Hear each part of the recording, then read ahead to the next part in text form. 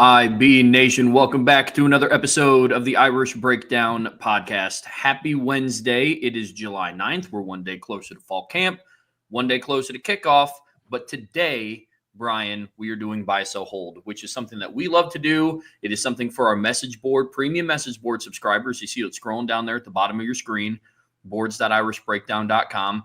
Premise, you submit a question or a scenario, and after some discussion, Brian and I will decide whether we buy it, we sell it, or we hold it if we don't have all the details. But ideally, we try to stay away from holding and we pick one of buying or selling. Now, this is a thread up on the premium message board, but if you didn't get yours up in time, you can always put in a super chat and we'll make sure that we get to those. But this isn't like a normal mailbag. So if this happens to be your first buy, sell, hold, and you start putting them in the chat, we're not going to be able to get to read it because we have a lot of awesome submissions from our premium message board subscribers today. But Brian, got a lot of cards on deck, man. I'm ready to roll. Oh yeah, it's going to be a busy day. It's going to be a fun day. I'm excited about it. And we also have a buy sell hold super chat already that was put in before the show from Wade Garrett. So we'll go ahead and kick things off with his super chat. Good deal. Hypothetical. Freeman is the coach for Notre Dame for 10 more years. Do we get 0 titles, 1 title, multiple titles? Have a great day, guys, and the rest of IB Nation. I'm going to sell 0 titles. I'm going to hold multiple titles, and I'm going to buy 1 title. And the reason I'm there now is because I just need to see 1. Like, just let me see 1. I haven't seen 1 in 37 years. Just let me see 1. But I'll be honest, if I'm getting away from the buy, sell, hold part of it, and just thinking practically, unless that title is at the end of that 10-year tenure, that's a tongue twister, 10-year tenure. But if it's at the end of the 10-year tenure, then it'll be 1. But if he gets 1 in the first 3 or 4 years of this, he said, because he says 10 more years, if he gets 1 in the next 3 or 4, I feel like that's going to start, something that's going to lead to another. But I just want to see 1. And I'm confident that they're going to get 1 in the next 10 years. So I'm going to buy that one, hold multiples, and definitely sell 0. Because I just don't want to be in a bad mood today and think that they won't be known in the 10 years. As much as I want to buy multiple titles, they haven't won one since I've been born. So I unfortunately can't. I'll hold it, buying 1 title and selling 0. Because in all seriousness, I just don't see that happening. If Marcus Freeman is the head coach at Notre Dame for the next decade, I don't see them going over the next decade. I didn't want to think about that. But yes, I agree. All right, so now we can get started. And our guy, of course, Salty Virginia Peanuts, is going to start us off here, Trev, as we dive into the rest of these buy, sell, hold submissions. Amongst the head coaches for Texas, Steve Sarkisian, Texas Tech, Joey McGuire, Miami, Mario Cristobal, and Oregon, Dan Lanning. Joey McGuire will have the largest increase in number of wins versus last season. Yeah, I'm not sure about that.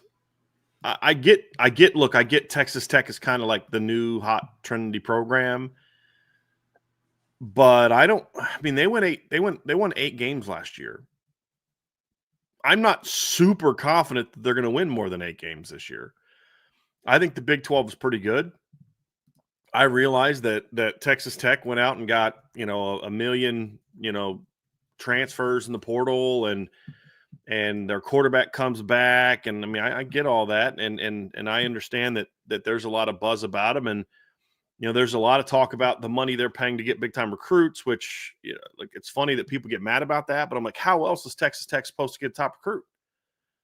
You're not going to out recruit Texas and Notre Dame for those kids. They're just never going to come to your school unless you pay for them. So I don't have a problem with the strategy, but I just look at this Texas Tech team, Trev, and I don't know that I have a great amount of faith that they're going to come out and all of a sudden be this better team because they got a bunch of portal guys. They got Romello Height from Georgia Tech. That guy's basically a football mercenary. He's going to go from USC to Georgia. He was starting and playing well for Georgia Tech. Why did he go to Texas Tech? Money. That's it. How bought is a guy like that to like the greater good of the team? David Bailey, I get, he's a nice pickup if he can stay healthy. He's a really good player. I don't see this team that is just going to be super, super loaded. And, looking at their schedule this year, Trev, I think the Big 12 is super competitive, so there's always a chance they could be better. Their non-conference is pretty soft. Arkansas, Pine Bluff, Kent State, Oregon State in their non-conference. But then they are at Utah, at Houston, home against Kansas, at Arizona State, home against Oklahoma State, at Kansas State, home against BYU, home against UCF, at West Virginia. So, they'd have to be pretty good, in my opinion, to go beyond 8 wins from last year. So I actually think it's more likely that Steve Sarkisian gets more wins than he did last year because he went 13-3, right? I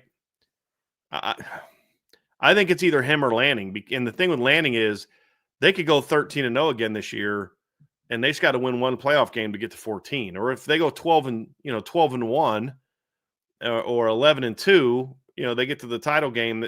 So I don't know, man. I'm back and forth on this because they won so many more games. So what's going to be more likely that Steve Sarkisian gets to 14, Dan Lanning gets to 14, Texas Tech gets to 9, or Miami gets to 11? Yeah. I think it's just tough because there's so many, there are extremes on either side.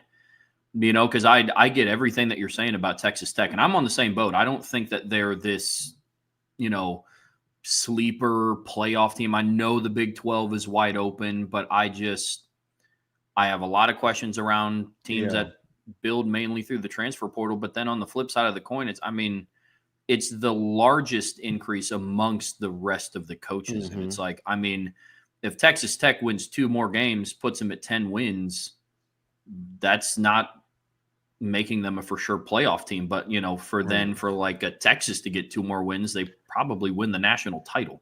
Yeah.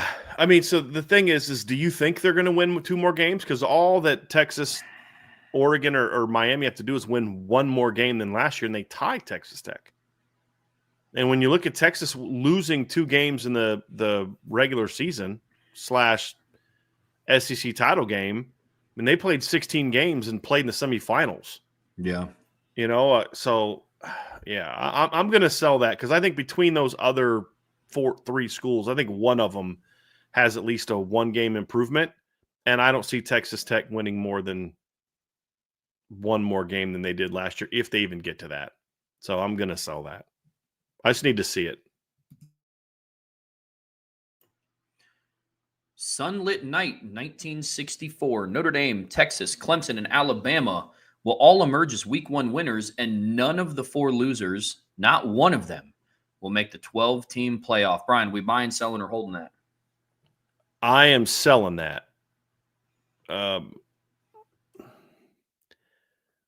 Look, I don't have Miami as a playoff team, although they have a shot. I don't have LSU as a playoff team, although they have a shot. Trev might have them in their playoff when we actually get down to our playoff rankings because of where you have them in the preseason.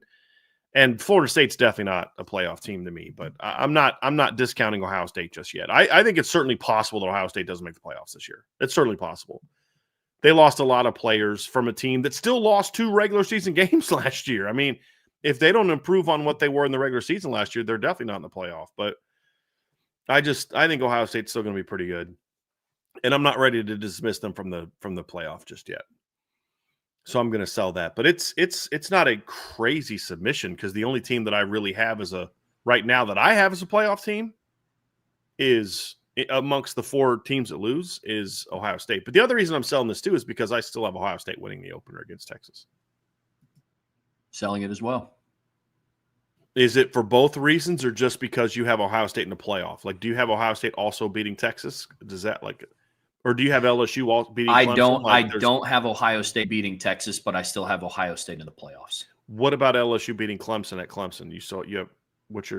I have Clemson okay. over LSU, but I think I also have LSU as an at-large bid. Yeah, because you have them 8th. So I would think that they're in that conversation for you. Yep. Good one. Buy, sell, hold from Sunlit Night 1964. 4 players will score a receiving touchdown against Miami. I got you. Yeah. 2 forward, Greathouse and Faison, and 2 inverse, Christian Gray, Leonard Moore. I'm going to sell that. They're not going to. I'll say this, Sunlit Night. That would be such sweet redemption. Oh, To have Notre Dame get 2 pick sixes in their next game against Miami at Miami. That would be such sweet redemption to see that happen, but I don't see that happening. I completely read this wrong. I was like, look, they're talented. I don't see Mike Denbrock running Christian Gray on a reverse, man. I was like, I love the creativity. Well, it's better than thinking he was going to catch it and run in reverse. Yeah. But no, I think that's great. Yeah. Look, I would love this to happen because, like I said, it would be like exercising the demons of the last game against Miami where they threw 2 pick sixes, I believe, in that game. Yeah. Trajan Bandy had one, and I think they had another pick six, if I remember correctly. I've honestly, I've blocked a lot of that game out of my head, so I got to look up the box score real quick. It was either a pick six or a scoop and score. It was something. I thought they had a second. I thought they had a second pick six, but I'm not 100% sure. So you had Trajan Bandy had one, and then no, they only had the 1 pick six, but they did have a drive that went -4 yards and got a field goal. So I know there was a turnover on that one, and they had another touchdown that went 32 yards on 2 plays. So, that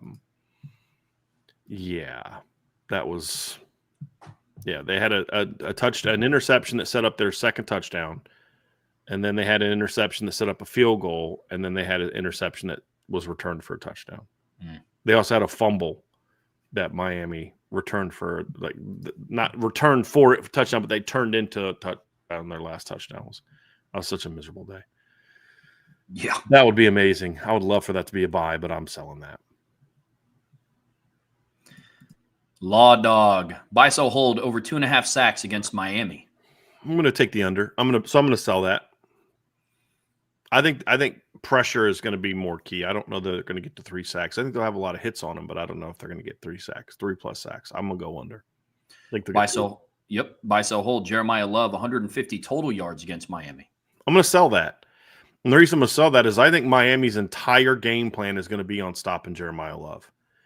And while I think he's going to get to 100 yards of total offense, getting to 150, I'm not quite there yet, because I think what's going to happen is not that Jeremiah's not going to play well, but they're going to be so focused on him, it's going to open up some big opportunities for some other players.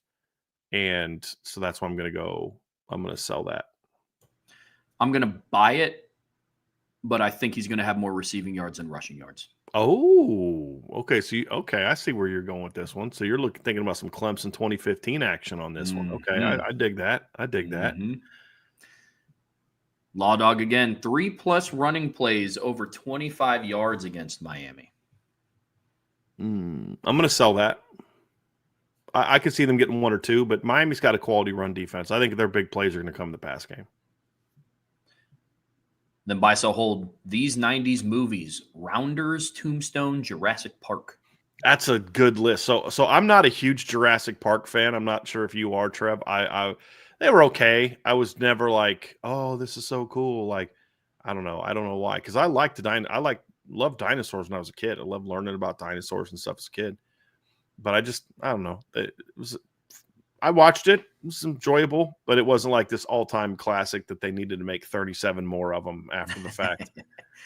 Tombstone is one of my all-time favorite movies, so that's definitely a buy. I still say that the late Val Kilmer's portrayal of Doc Holliday was one of the best acting jobs I've ever seen. You did finally watch it. You did finally watch Tombstone. I did. Phenomenal. Fantastic.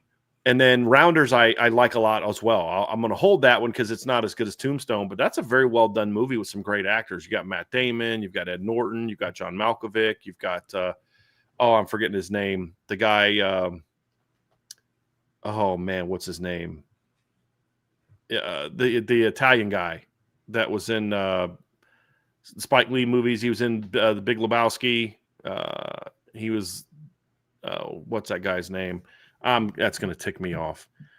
Can't believe anybody in the chat. So Rounders cast. Give me a second. I'm looking it up. John Turturro. That's who I'm trying to think of. It was in that movie as well. So you had some great actors in that movie, but that was a very, very well done movie, but not as good as Tombstone. Not as good as Tombstone. Yeah. For different reasoning, I'm going to buy Jurassic Park, hold Tombstone, sell Rounders. And for me, I watched Jurassic Park in that age where, like, I loved dinosaurs growing up. Okay. You know what I mean? So, like, that's the nostalgia part. I watched Tombstone for the first time 2 months ago. Now, that's also my fault for waiting that long to watch it. Tremendously big your fault. Yes. You know, that's a big absolutely. And then to round it all out, to continue the disappointment, I've not seen Rounders. And so it's really well done. So, yeah. Essentially it's a movie about gambling, but it's obviously way deeper than that, the friendship and loyalty and all that other kind of stuff. Okay. But I would encourage you to watch that. I think I know there's a couple of the movie channels that's on right now, but it's really well done. It's really well done. So I think you would enjoy it. But three good selections. Good selections. Aidan Benami, if Notre Dame beats out Bama for Elijah Golden to finish the 2026 class, besides the huge recruiting win, it says a lot more about Notre Dame's program overall beating Bama specifically for him. Notre Dame's past is in the past. They're shredding narratives and officially at the top of the chain with Georgia, Bama, and Ohio State. Only thing left is bringing home a natty. I'll actually buy this, Trevor, because they've beaten Georgia for a couple kids that Georgia wanted. They've beaten Ohio State over the last couple years for players that Ohio State has wanted that Ohio State normally doesn't miss on. They've beaten Oregon for players that Oregon wanted the last couple years, including this cycle, and they haven't gone toe to toe with Bama a lot. I know that Bama. I'm pretty sure Bama wanted Jonas Walton, and there was one other, but. You haven't gone against them a ton. If you beat them for a kid from Florida, who they want, who they hosted last. No, you hosted them last. But a kid that they want. I think that's saying, like, look, as a recruiting operation, you're now in that category. I would absolutely say that, because if you were going to say Notre Dame's on the top of the food chain with those teams as programs, say, well, no, not yet, because they haven't won a natty. But when he says the only thing left and bringing a title home, that makes me think what he's saying on the top of the food chain is from a recruiting standpoint. And I would say in that regard, yes, I think Notre Dame is in there. And I would also throw Texas and Oregon in that conversation as well. I think those three teams plus Notre Dame, Texas, and Oregon are those programs now that they're the six programs that truly are the best at recruiting. Texas A&M's in the conversation. They're on the cusp. LSU is – LSU's, to me, high ranking is built on it's a very top heavy class right now. They need to see how they close, but A&M's also charging on this as well. A&M's putting together a really nice class.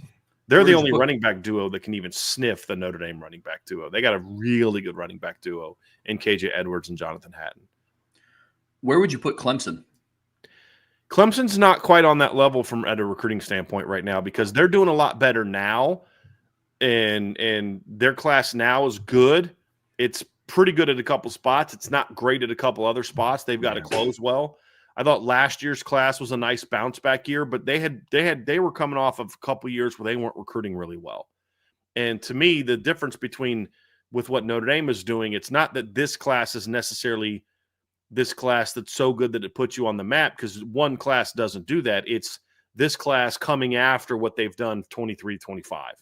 It's now that consistent level of, you're beat, because, like, I don't know that Notre Dame and Ohio State have gone toe to toe with a lot of recruits in this class where either of them were like second.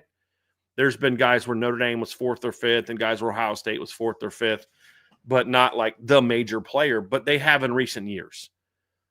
And so I look at it as, you don't become that program because of one class. You become that program because you're doing it year after year. And that's why Notre Dame, if they're able to win that battle, can say, okay, we've now beaten everybody in that regard. And so I would put them in that conversation. Clemson, to me, they have to finish this class strong, and then they have to then do it again in 27 for me to say they're back to recruiting the way that they were. And again, when I say recruit well, I don't care about where their rankings are, because Clemson's 2016 national title team had a grand total of 0 top 5 classes in it. and their 2018 class team, I think, only had one top 5 class on it, and it was their freshman class with Trevor Lawrence. So I'm referring to recruiting like an elite program. I don't care what the recruiting rankings say. It's about me looking at your class and saying, yeah, okay, you're doing some things right now. That's how I view it. Buy so hold from Aiden Benami. If we get Nick Reddish and Elijah Golden, that'll be it for the class and no more add-ons during the season. I'm going to buy for now. That could always change, but for now, from the conversation I've had, I think the focus is primarily on recruiting the 2027 class. There could always be some things to pop up during the season, and I know there's a couple players that the staff is going to keep an eye on and still stay on during the season. But I think for now, if they get Reddish and Golden, I think they're going to be comfortable standing firm. That's 27 commits. Yeah. And that's a big, big class. I think the focus then becomes about the 27 class. Madden Frema will be the biggest riser, make the most improvements of any freshman on Notre Dame's roster, and force his way on the field somehow. I'm going to sell the first part because I think Madden Fremo's pretty flipping good, and I don't know that he needs to make the most improvement. I think the most improvement is going to come from guys who either, weren't from guys who just weren't on the team in the spring. So maybe if you say early enrollees, perhaps, but I buy that he's going to force them on the field somehow, whether that's a third down pass rusher, whether it's in the right linebacker rotation, or just a great special teams player. I think either way, he's going to force his way onto the field some way, somehow. I just don't see a scenario where Madden Fremo's not playing this year in some capacity. Who do you think is going to be their biggest riser then? I mean, I think you're going to see I think Scrap Richardson, number one, is going to be the biggest riser because he has the biggest room to rise. I think you're going to see some of the offensive linemen make big jumps this fall. I think they were way behind. I mean, I look at Owen Streebig and Matty Augustine. They were way behind where Matt Fremo was, which you expect from an offensive lineman. Will Black's going to show up really going through things for the first time. I look at some of the defensive linemen that are going to make big jumps. So Madden needs to learn the defense. That's going to be true for everybody. But Madden, as a playmaker, was fine during the spring. It's not like he was. I mean, just what Scrap Richardson did already as an improver. He looked day one of spring practice like he didn't belong on the field at Notre Dame as a receiver. Like, this kid didn't get into a stance. By the end of the spring, he's winning jump balls in the blue gold game and looking like, hey, this kid's going to be a baller at Notre Dame. So I think he's already kind of been that guy. And Elijah Burris improved a lot from the beginning of fall camp to the end. So I don't know that it's not that Madden won't improve. I just don't. I mean, for him to improve more than Scrap Richardson, he's going to be starting Will linebacker this year. You know what I mean? Like, that's a pretty big jump for a guy that's already really, really good.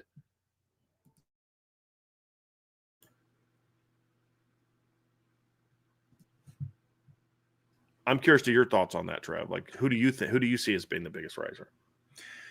Definitely, I definitely understand where you're coming from with Scrap because he has the most room. I was going to say, as far as risers on, say, the depth chart, I was going to go Will Black, especially with some of the question marks now at the offensive line. I think he's entering into a unit that kind of needs him to be, because I think there was a world to where if Anthony Knapp gets hurt, there would have been an option to maybe slide out Jagasaw to be at left tackle. Depending on where Will Black was. But now that Jagasaw's hurt, we talked a lot yesterday about rounding out the depth in that room. I think that Will Black has the most room to kind of go from not being here in the spring to putting himself in a spot where he could be in the 2 deep by the end of fall camp, or potentially, by the first, well, I guess not the first bye week because they play one game, but midway through the regular season. And so I think that was probably going to be mine. But honestly, I just completely spaced Scrap Richardson. Yeah. So I get it. If you were the parent of a kid who was making a big-time commitment, you would 100% not allow a hat throw, hat fake, etc. when making the commitment. and it would have been spoken about prior, thinking of this viewpoint as a parent, not a media member. Well, I don't know how I couldn't not allow it. Like, I don't know how I could prevent it from happening. He gets up there. This is his moment and his decision, but I can promise you this, we would absolutely have a conversation about that. We would 100% have a conversation about that. And I thought, I didn't love Caden Finley throwing the hat on the ground, the Texas hat on the ground. I was okay with it. I'm okay with him putting the hat on and then putting it down when he threw it. But his thing started off so well. He picks up the Arizona State hat and starts talking nice things about the Arizona State staff. He picks up what was the other one? UCLA hat, I think it was, and he starts talking good about them. And then he picks up the Texas hat and he starts putting it on and he tosses it and puts So I thought that was like, oh man, you were so close to having one of the most class. And then he put this thing out afterwards, just with this great response of thanking all the schools, and such a classy young man. But he kind of got caught up in the moment a little bit there, I think. But overall, it would be the way that you do it. There's a way that it wouldn't bother me as much.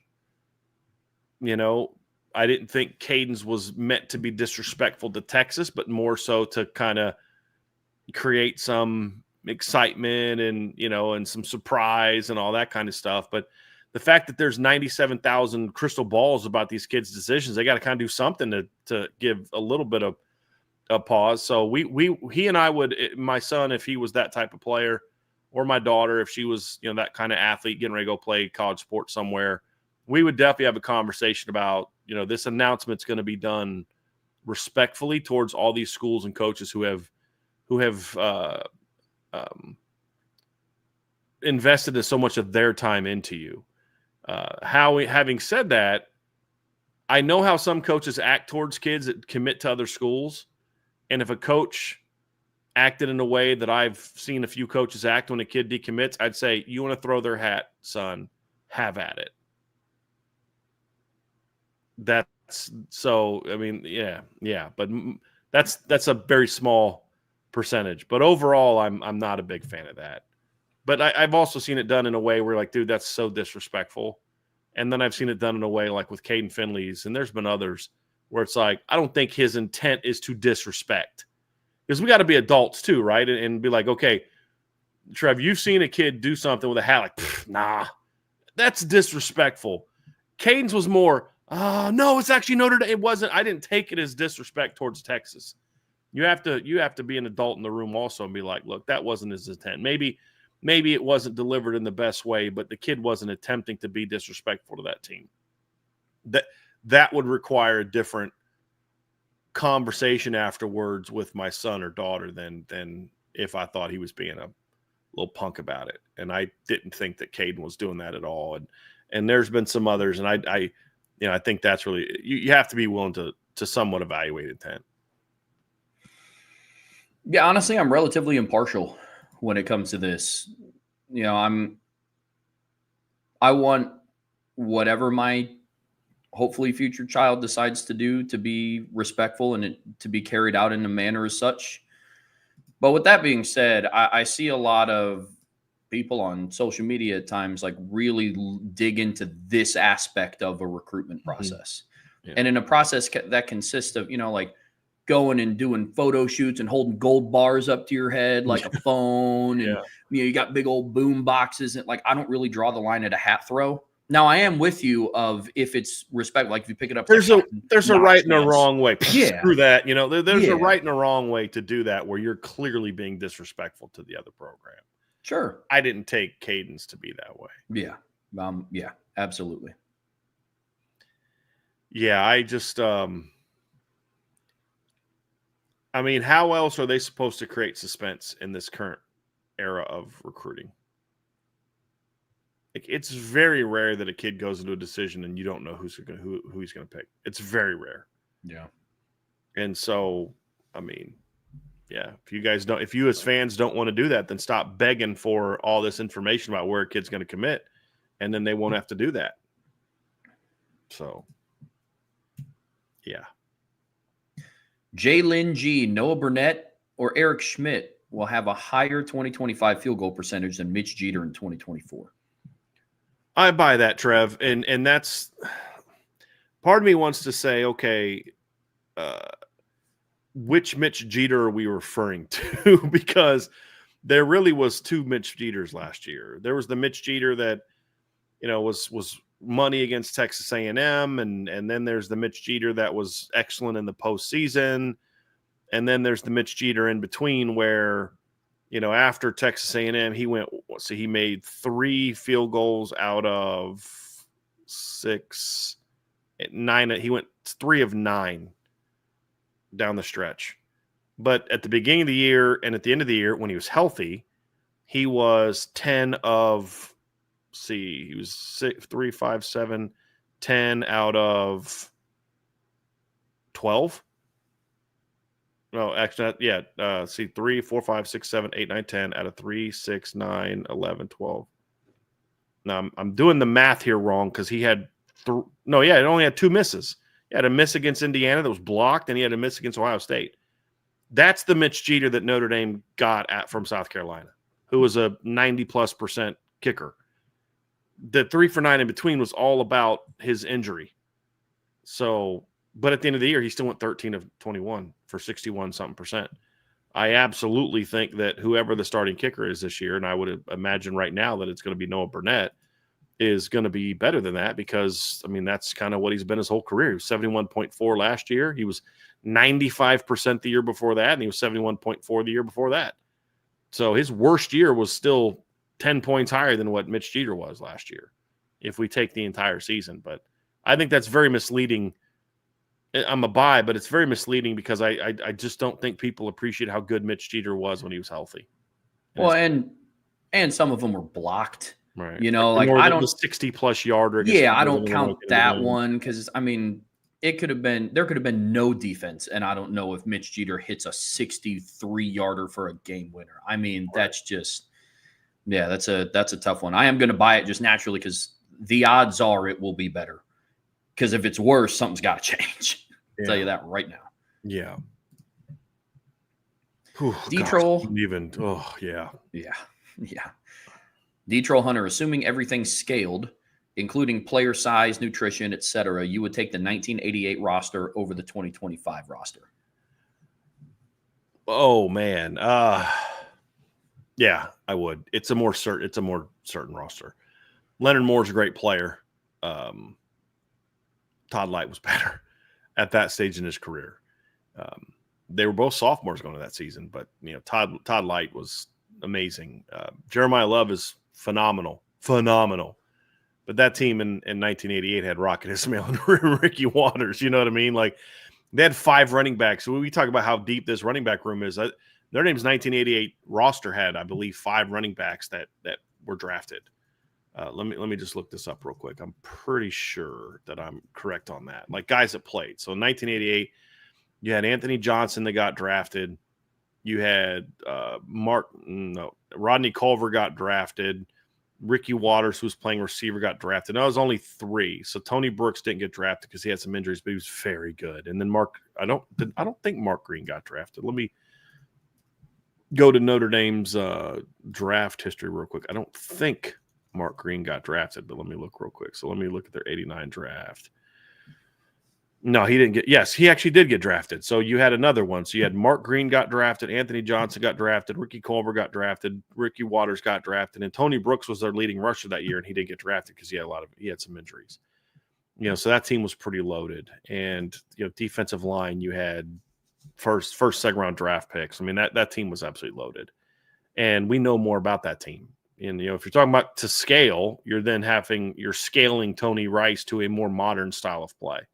Meaning he grew up in this era type of thing, and he's a different type of quarterback as well. So I'd still go with 88 because the 88 team, I know more about it than this team. And look, I love, Drake Bowen and Jalen Sneed, but that linebacker room was pretty amazing also with Michael Stonebreaker and Wesley Pritchett and Ned Bolkar. And, that team was really loaded, like really, really loaded. So I'd probably take the 88 roster just because this is a great question because that's the known. I know what the 88 roster turned out to be. I don't know that I would have taken the 88 roster if I'm comparing it to what the 88 roster was from a perception standpoint going into the opener against Michigan. Like, that's a little bit of a different conversation, and that's what makes some of these things difficult. Like, we're comparing recruiting classes.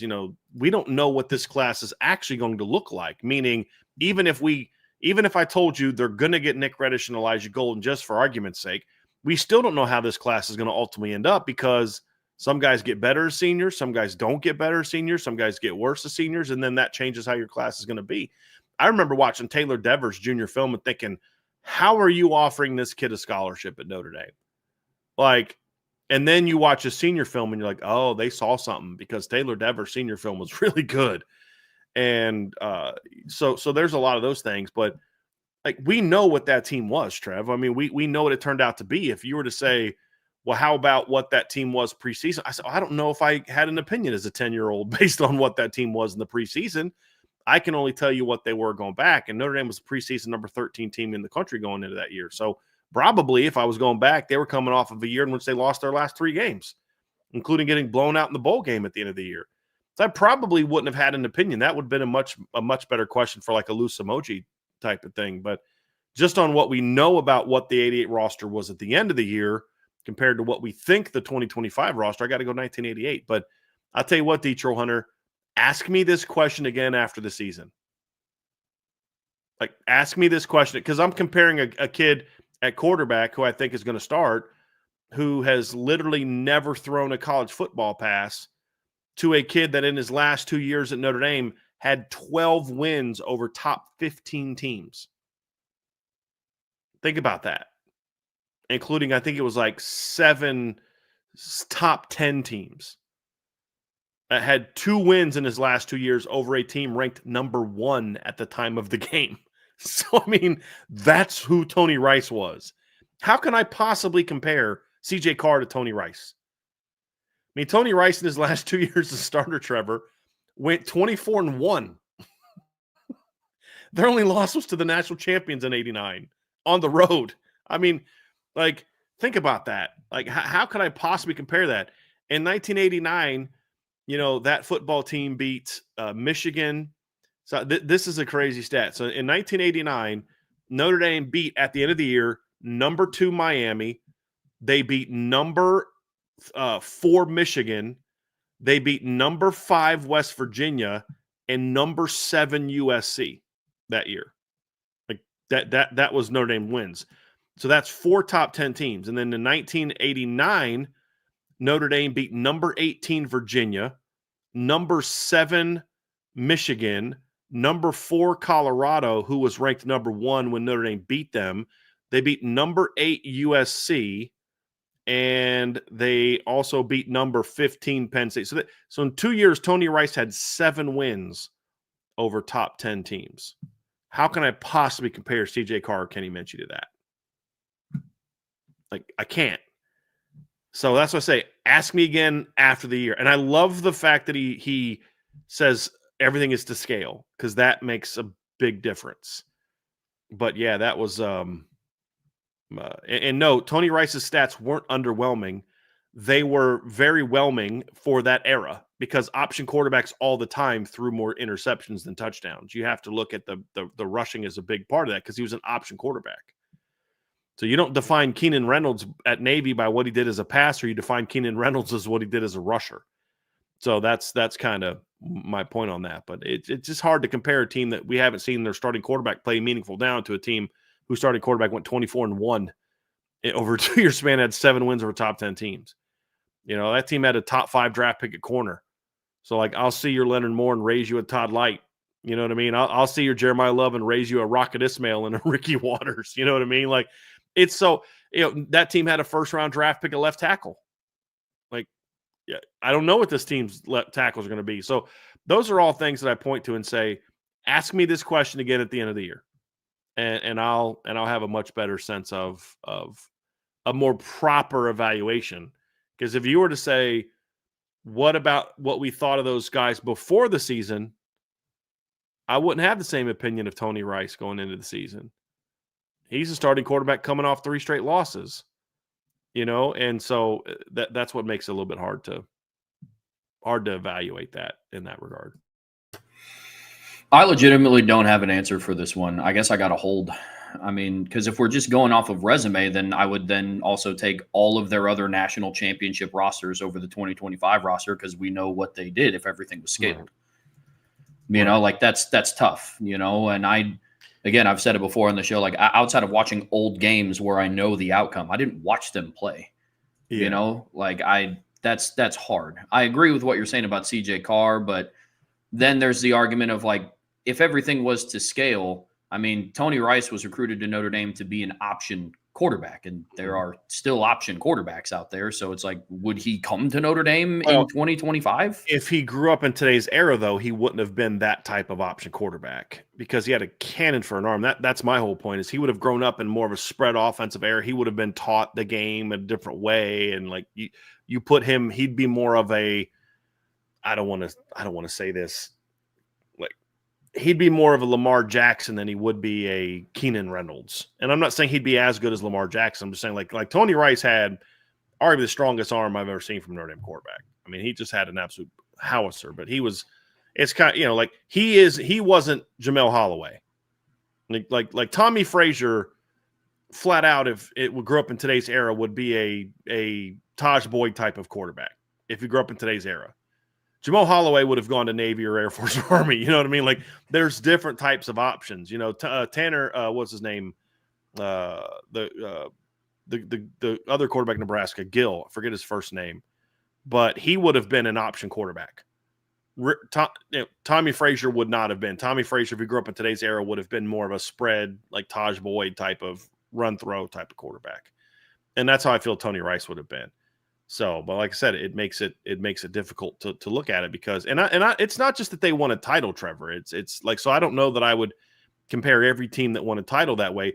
That 88 team had like generational players on it. That's the difference. You look at, you had a top 5 draft pick at corner. You had a first round draft pick at left tackle. You had one of the most dynamic players to ever play college football on that team. You had a guy that went on to rush for 10,000 yards in the NFL on that team, that they were so loaded at running back that he was playing wide receiver, and returning punts for you. So it's more so that team had unique talent, more so than just, they won a title.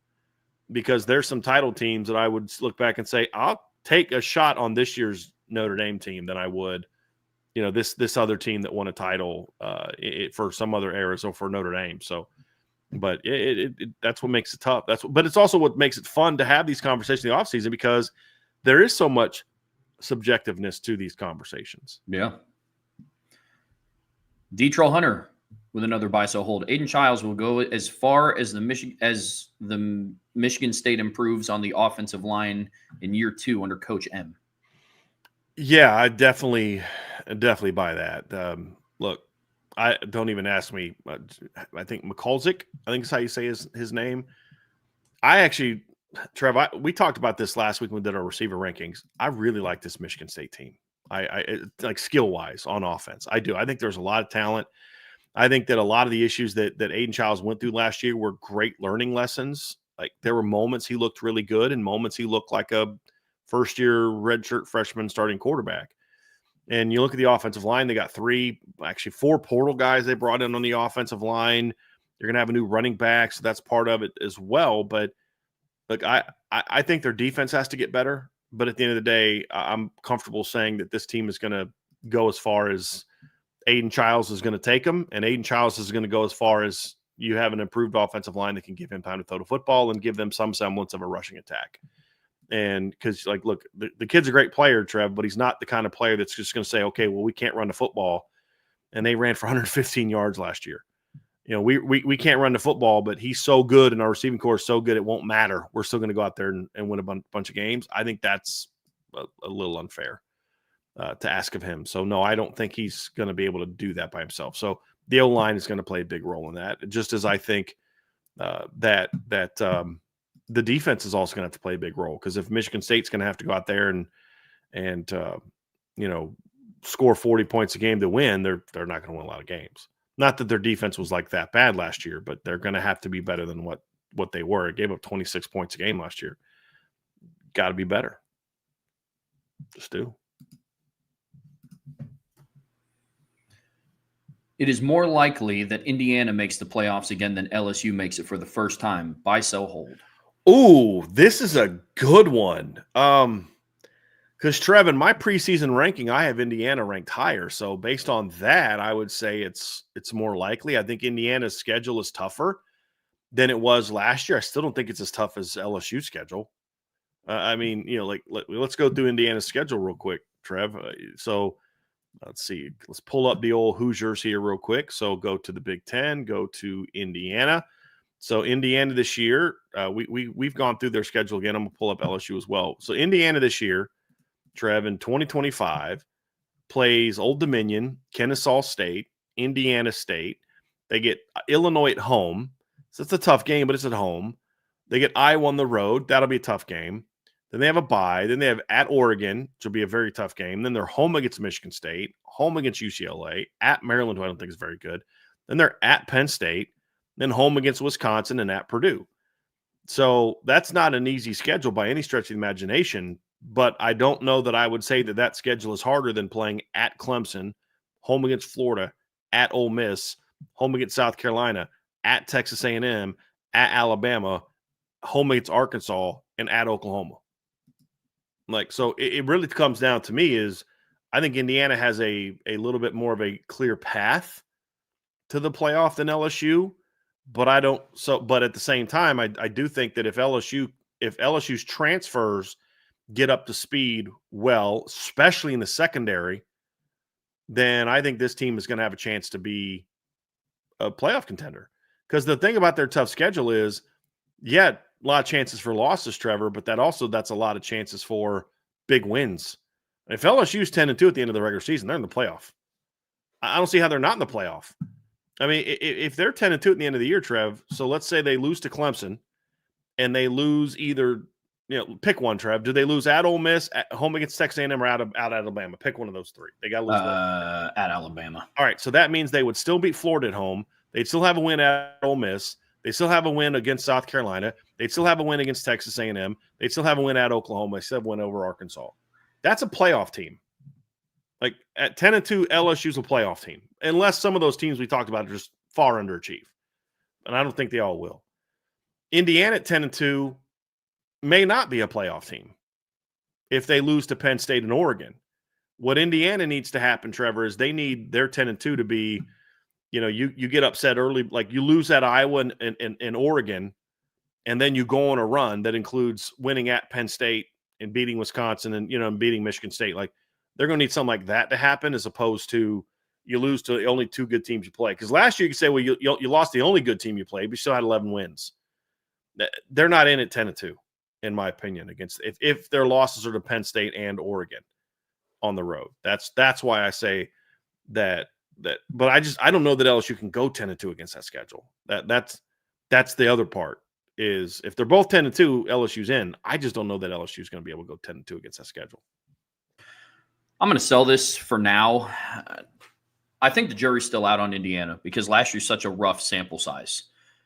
Because their wins, the 11-win season, best in program history, they deserve to be in the playoffs. With that being said, on one hand, you could say the two best teams that they played, they got beaten by, and it wasn't close.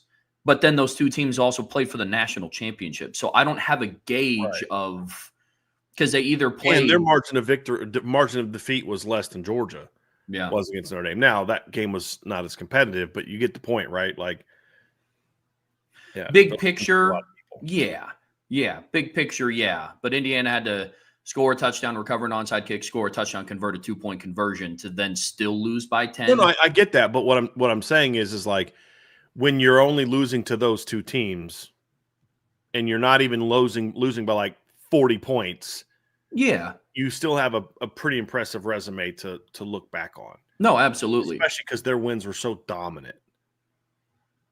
Dominant over not good teams, though. That's why I'm saying like the jury's still out for me. I get that. Because they didn't play that middle of the road. Like they didn't play in Iowa. They didn't play in Illinois to really gauge like, okay, we know that they beat on teams below them, but they lost to teams. My only pushback on that would be is when they beat Michigan.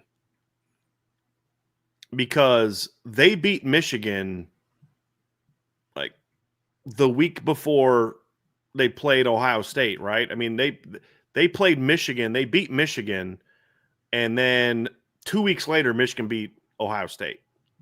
So, like, they beat Michigan during that time. They're like, well, Michigan was better then. Okay, true, but that also Indiana beat that Michigan team. But that's my point, though. That's my whole point, though, Trevor, is that if Indiana and LSU played the same schedule, LSU's got a better record and they're in the playoffs. Indiana isn't. Like, but they don't play the same schedule. And I don't know that there's any – I have more confidence that Kurt Cignetti can manage the schedule he has and go to the playoff than I do Brian Kelly can do that, because Brian Kelly hasn't really sniffed the playoffs since he's been at LSU. I haven't finished a year in the top 10. Yeah. So there's more evidence to me that Indiana has a chance under Kurt Cignetti to beat an Iowa, to beat an Illinois, and have a shot to have a playoff resume than there is the other way around. And that's where I'm coming from, because Brian Kelly has no evidence of that. And hey, you know what? He did beat the two teams that played for the title the year before. We don't need to get into the fact they went 6-6 and 7-5. That's a different conversation for a different day. But he beat the two teams that played for the title the year before. So, yeah. And no, there hasn't technically been one playoff insured by Big. There have been 14 playoffs as well, and LSU didn't sniff those either, unless you count getting blown out, a two-loss team getting blown out by Georgia in the SEC title game as getting close. And if we're going to say that, then, you know, I mean, come on now. They have yet to finish in the top 10 under Brian Kelly. So, no, they have yet to sniff the playoffs. He's had 3 cracks at getting the college football playoff, and he's 0 for 3. That's the point. Penn State would be your national title favorite if Cade Klubnik was their quarterback coming into 2025. So I'm not one of those Drew Aller haters for me. Now, I'm curious what your answer is to this, Trev, and I assume that you're not either, because you have Penn State number 1 in your preseason. But Cade Klubnik is not the reason that I have Clemson number 1 this season. Or Clemson he's a good college quarterback, a very good college quarterback, but it's more so what's around him that has me excited about Clemson. If you switch if you give Drew Aller Clemson's receiving core, we're having a different conversation. Meaning, if you put Drew Aller at Clemson and then Cade Klubnik at Penn State and leave the rest of the rosters the same, I'd be some fun watching Drew Aller throw to those receivers. You know, so like it to me, it just doesn't. I'm just not a Drew Aller hater. Do I think he's a stud? Do I think he's a future number 1 overall draft pick? No, I don't think that either. Like, there's this weird, you're either in one extreme or the other extreme when it comes to Drew Aller, and I'm kind of in the middle. I don't think he's an elite quarterback, but I think he's a good college quarterback. Kid's thrown 49 touchdowns and 10 picks in the last 2 years. His team in the regular season the last 2 years is what? 21-3, and their losses are to Ohio State twice and Michigan. So the last 2 national champions, like he's got 3 regular season losses in the last 2 years, and 2 of them are to teams that won the title that year, and they were both competitive football games to varying degrees. And then the other loss that he's had in the last 2 years was to number 1 Oregon, and then to Notre Dame in the playoff in the semifinals. So I don't get the Drew Aller hate. I really don't get that. Is he a stud? No, he's not a stud. He's a good quarterback. It's the same thing. Like, he's not Bo Nix, don't get me wrong, but remember how I used to have these battles with my guys at IB about Bo Nix and how he was terrible, and I was like, no, he's not terrible. He played on bad teams, and he's actually a pretty good quarterback. Like, I feel like we're having that conversation again with Drew Aller, where it's like people just love to bang on him. Like, there was a guy on Twitter, and it was a very good back and forth. So I'm not trying to bang on this guy. He doesn't like Penn State, doesn't like Drew Aller. And one of the things, but again, we had a very respectful back and forth. So please don't take this as me taking a shot at him. But one thing he said was like how poorly Drew Aller played against USC. And I'm like, yeah, Drew Aller played terrible in the first half against USC. And he was part of the reason they were behind. But are we going to ignore what he did to them in the second half that brought them back for a win? He annihilated USC in the second half of that game and threw some absolute dimes. And so, you know, he's a good quarterback. He's a good quarterback. and Cade Klubnik's a good quarterback, and they both play on very good teams. But I would argue Cade Klubnik absolutely has better talent around him in the pass game than Drew Aller does, and it's not close. Yeah, this is a definite sell for me. I don't care if they have Cade Klubnik or Drew Aller or CJ Carr. I mean, look, Penn State's hindrance to a national title is who's leading the program. There you go. Plain and simple. So until you give them a Lamar Jackson or a guy that can elevate beyond the coach, which we've seen happen with teams, then you're going to continue to have this. Like Jameis Winston, I think, played above his head coach. And that's why they won a title. Like that's where I'm at with Penn State this year. I ranked them as my post-spring number one team. They're not my favorite to win the national title, but I ranked them as my number one because of who their coordinators are, and they do have one of the best rosters returning in college. And their resume is what they did last year. It's a preseason ranking. It's not that's one thing I do like about what Phil Steele does. Phil Steele has a preseason ranking and a power poll the power poll is this projection to win. Yeah. And I'm sorry, Insured by Big, I got to push back on you here, man. You're trying to run cover for Brian Kelly, and comparing what Ryan Day has done until he won a title to what Brian Kelly has done until he won a title is like, bro, I respect the work you're putting in to defend your coach. I understand it. He is your coach. You have to ride with it. You have to defend him. I get that. But in the 5 years prior to winning a title, Ryan Day's teams finished 3rd, 2nd, 6th, 4th, and 10th. His worst year was an 11-2 season where they finished 10th. And that started having people talk about whether or not he should get fired. Okay. Brian Kelly, despite having all the talent he had on offense in 22 and 23, in his 3 years has finished 16th, 12th, and unranked. So let's not get too carried away talking about that. So, and he said he thinks we're talking about Penn State. Okay, that's fair. If I'm misunderstanding what that comment was, I thought you were still doubling down on the comments before about Indiana versus LSU. So if you're talking about Penn State, that's fair. That's fair. Here's a buy so hold, Trevor. In respect to what my guy Insured by Big is saying, because if he's talking about Penn State, here's a buy so hold. You would rather have Brian Kelly coaching your football team in the postseason than James Franklin. If all things being equal, if you're trying to win a championship. So basically, buy so hold, you have more faith in Brian Kelly being able to win a championship than James Franklin. So, okay, tell me why. I watched James Franklin go on a playoff run last year. Okay. I watched him make it to the Big Ten championship game and was more competitive in his conference championship than what Brian Kelly was when he made it to the conference championship both times. That's 2020. True. Both times. In 2020, sorry, dog's in here. Buck's going crazy. Buck's going crazy. He's fired up right now. He was like, Brian Kelly. Brian Kelly, what? No.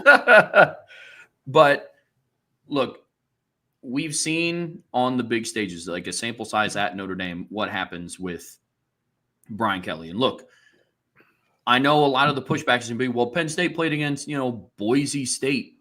It's like and SMU. Right. That's fair. I watched Brian Kelly get worked at home by Cincinnati.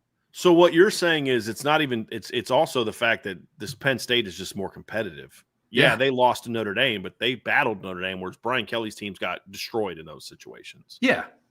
That's fair. Yeah. And so now I think that neither coach has a chance to win the national championship right. if they get there, but I think James Franklin has a better chance to get there. I guess if that makes sense. It's funny you're saying that because we were asked a question similar to that because I wanted to get your answer because it's a different type of question. But remember, we were asked to buy so hold a couple weeks ago, and the submission was, who would you rather have to go undefeated in the regular season? James Franklin, Brian Kelly, or Matt Rule? And my answer was Brian Kelly because he's gone undefeated. But I think we also both said, but if we're talking about who's going to do better in the postseason, it's James Franklin because I've seen him win a Cotton Bowl. I've seen him, win a Big Ten title against Wisconsin. So it's a very fair point. I will say this. I would sell it as well. And the difference being James Franklin has shown a better knack for hiring championship caliber coordinators than Brian Kelly has. Brian Kelly always has like one on each side of the ball that's capable of that. And then he always counters them with like a mediocre coach. We'll see if the two guys he has at LSU now can be that. But that's always been the issue. You got Mike Denbrock for 2 years, but then you ruin that by having Matt House as your D coordinator. I don't know. Like Mike Denbrock's got to be sitting there thinking, like, what do you have against me? Like, why do you always give me these bum defensive coordinators whenever you promote me to OC? First, you give me Brian Van Gorder, then you give me Matt House. Like, what are we doing here? What did I do to you to make me want to do this to me? So it was interesting watching Mike Denbrock coach last year when he knew he had a defense that he had trust in. You saw a very different style of coach when he realized, like, hey, what we are good at and what we're not good at. Yep. But you also saw him being willing to take more chances last year at times because he knew, hey, if we don't get it here, I have a defense that can bail me out. He didn't have that. Yeah. Yeah. So that's an interesting one. Did my own little buy so hold on that one. Love it. Buy so hold from D Troll Hunter. Your biggest question mark for each of these teams is Ohio State's offensive line. Let's do these each one at a time because it looks like he wants each one time. So let's say we buy so hold it. So Ohio State's offensive line, I buy that. No, I'm going to sell that because my biggest question mark for them is still Matt Patricia's defensive coordinator. That's still my big question. Yep. Georgia's edge rushers. Sell. It's still the offensive line. It's still the offense as a whole. It's still Mike Bobo. Alabama's defensive line. That is a good one. Biggest question I like their D-line. I think quarterback is still their biggest question mark. So I'm going to sell that one as well. Clemson's running back room. That's the one I buy the most. Yeah. Like I think their second biggest question is their secondary, but at least there they have like one really good proven player. Clemson's running back room is my biggest question. A close second is their secondary. USC's defensive line. I'll buy that. Yeah, I'll buy that. I mean, part of me wants to take their O-line, but I think their defensive line has talent, but it's very unproven. Very unproven. I'm going to actually sell that one. I'm going to go with their running back room. Okay. I have questions about them. They got the kid from Fresno State, I believe, from the transfer portal, and then the other person. 3 portal guys. Yeah. Then the other person they're relying on from the portal is from a community college. And I mean, we talk a lot about how are you going to go from like the G5 level to the P5 level in the Big Ten.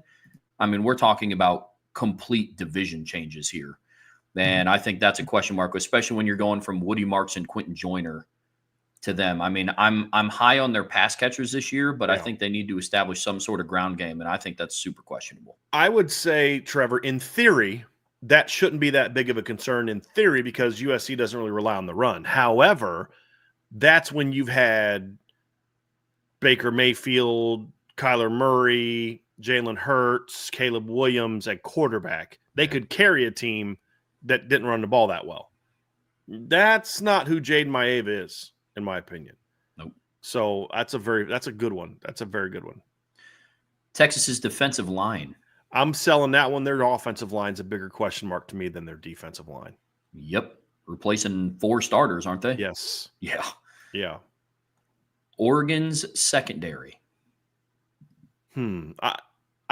I lean towards buying that. I think there's some question marks about their offensive line coming together. There's some talented guys they've got out of the portal, but can they come together? The receiver room is very talented and young, but losing Evan Stewart, that's a big blow. That's a question mark too. But I think secondary is probably still my biggest concern for Oregon. Penn State's wide receivers. Sell. Yeah, I still think the biggest question mark for Penn State's their head football coach. But I like their receivers. I don't think portal receivers is a big of a problem for me as portal linemen. It's just not as big a concern for me. And when I look at Penn State, I still think their secondary is still a little bit of a question mark for me. Yeah. Big picture question mark is how quickly will Jim Knowles implement his defense? That's a great question. I mean, will he kind of read the room a little bit and simplify some things because Penn State is kind of in win now mode, or is it going to be another 3-year haul where year one under Jim Knowles we saw it at Oklahoma State, we saw it at Ohio State. There was regression from the year before. Absolutely correct. Yeah. Washington's offensive line. Bye. Yeah, I think Washington's got they've got a really talented young quarterback. Yeah. They've got a talented receiver in Denzel Boston and a good overall receiving room. I think they got one of the 10 to 15 best running backs in college football in Jonah Coleman. I would argue probably top 10. He's right there in that conversation. Their defense is a question mark for me. They had a lot of portal guys. That's my second question is how can the new look defense perform? There's talent over there, but I still think the biggest question mark is their offensive line. I'll buy that. TCU's running back room. Honestly, I still think with TCU, Trev, it's if you're going to talk about a question mark for TCU, you got to do something on the defense. It's got to be you pick whatever you want to talk about on their defense, and we can talk about that. Their offense to me was not a problem last year. I don't see it being a problem this year. They got to be able to stop people. That to me is still their biggest issue. So no, I'm gonna sell that. It's still their defense. I just think running back is a position where you don't need a stud. If you're good on the line, you're good on receiver, you've got a veteran quarterback. Running back is still a position where I just don't worry about it as much as other places. Yep. And I'm okay picking running back as a concern. We did that with Clemson. You did that with USC, and I didn't. I mean, it's a concern. I just think D-line's a little bit more of an issue, but like you have to have something that can overcome not having those type of running backs, and I think TCU does. Yeah. Kansas State's wide receiving core. Unless something happened to J.C. Brown, that's a sell for me. I think he's a really good football player, and their receiving core as a whole, they did get a couple transfer kids, but J.C. Brown's a guy that I like a lot. He was a kid that had 47 catches for 823 yards, 5 touchdowns last year. I think he's going to be a breakout player nationally, in my opinion, this year. You've also got a running back out of the backfield that can catch the ball effectively. So I think the receiving core is going to be good. I'm not all that concerned about that. So that's not my biggest concern. My biggest concern, honestly, when I look at Kansas State, is going to be their offensive line. They're asking three portal guys to step in and start for them, and that's the one thing we've learned about the portal the last couple of years is teams that try to completely rebuild to the offensive line, very hit or miss. Especially when it's all in 1 year. You can look, well, Ohio State had 2 transfers in their offensive line last year. Yeah, they did. Only one of them was new. The other guy transferred the year before. And by the end of the year, in the playoffs, they didn't have either one of those guys. It was all homegrown guys by the end of the year because of the injuries. So we've yet to see a team put together a portal offensive line made up predominantly of portal guys that really was part of a team that went and had great success. Like we just haven't seen that really. Not that I can think of. I can't think of anyone that's like, oh wow, that offensive line played really well with a bunch of portal guys. We haven't seen that. 1, maybe 2, but that's it. Yeah. And so that's still my biggest concern and question mark for Kansas State is their O-line. Well, I think their secondary is also more in the conversation than the receiving core as well. I mean, they're relying on a transfer portal corner who's probably going to start, another transfer portal corner who's going to be in the rotation, free safety, transfer portal guy. So again, similar conversation around the offensive line, secondaries that are predominantly made up of transfer portal guys, I have question marks about.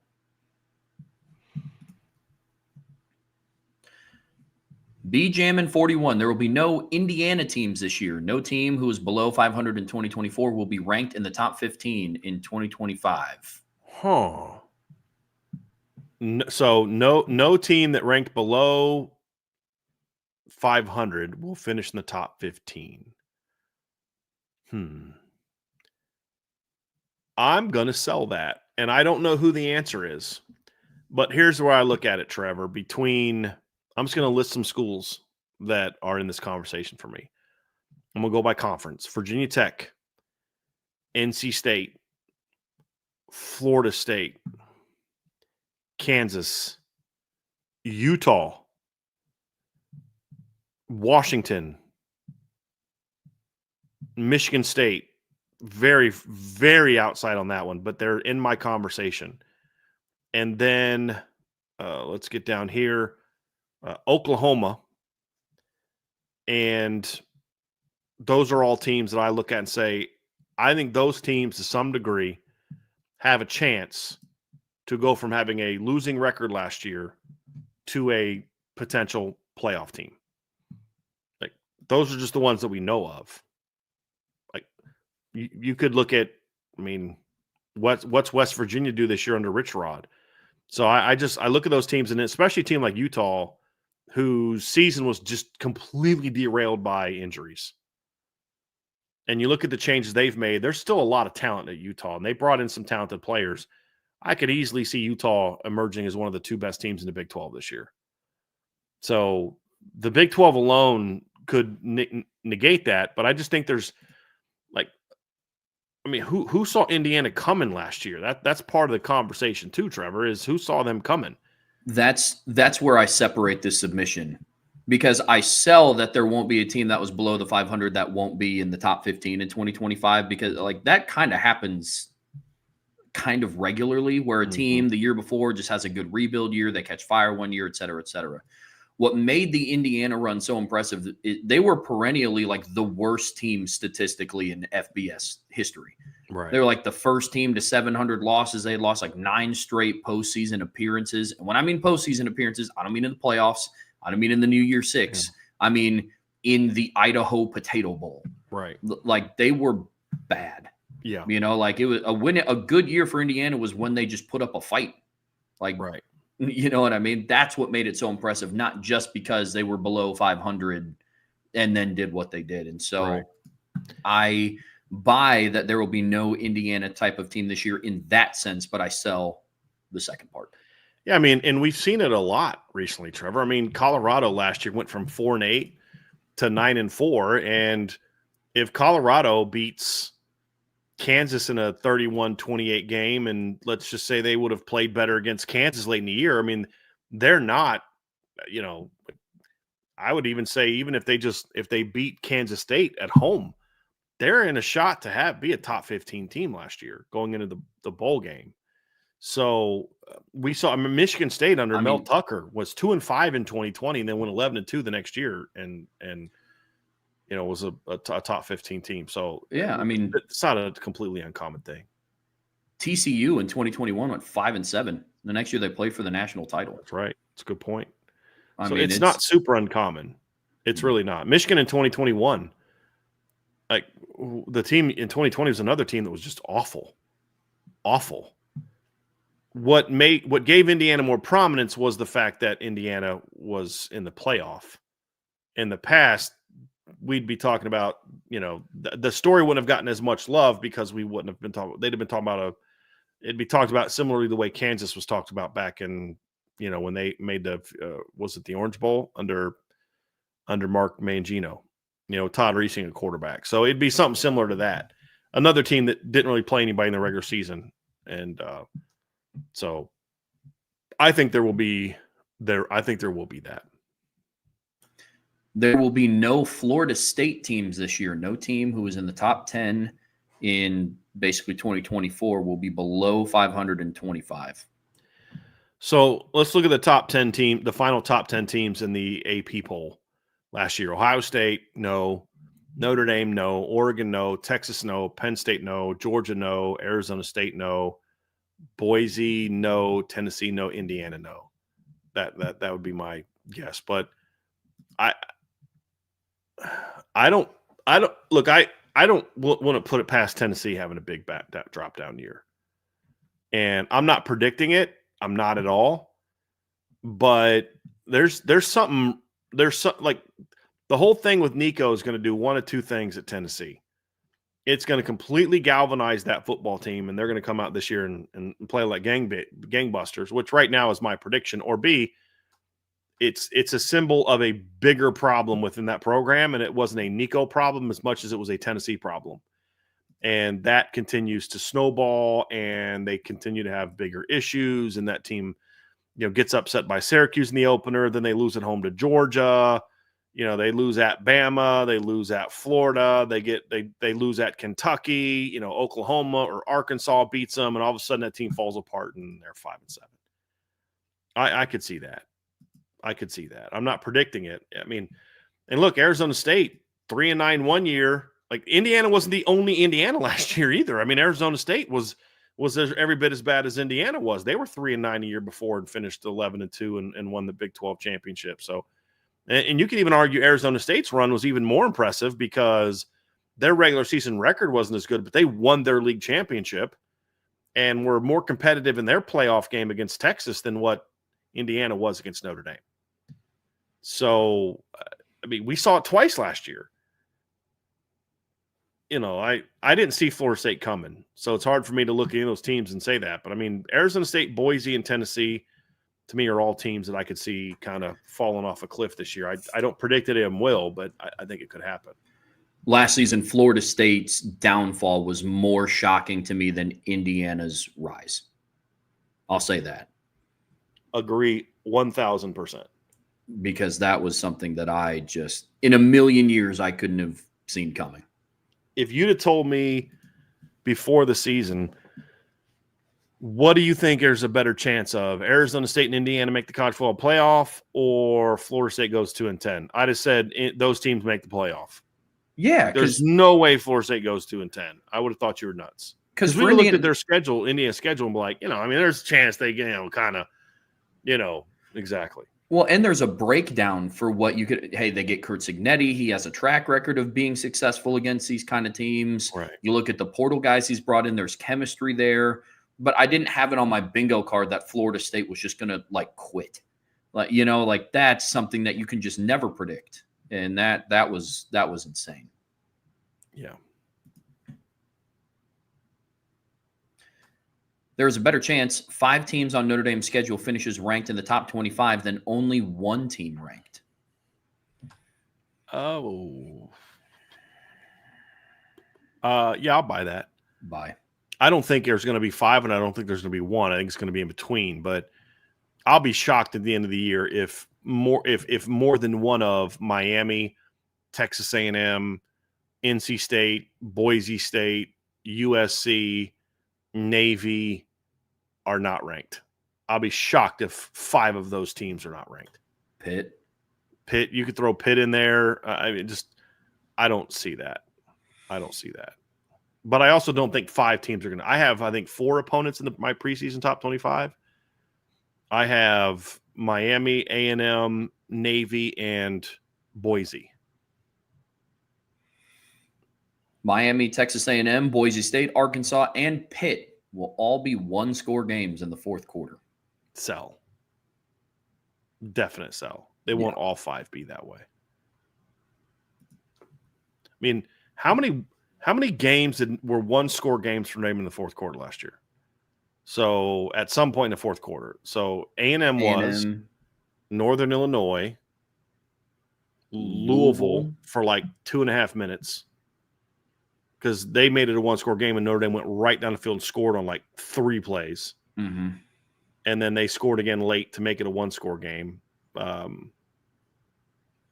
Stanford was not. Georgia Tech was not. Florida State was not. Navy was not. Army was not. USC. Yeah. They only had 4 all year.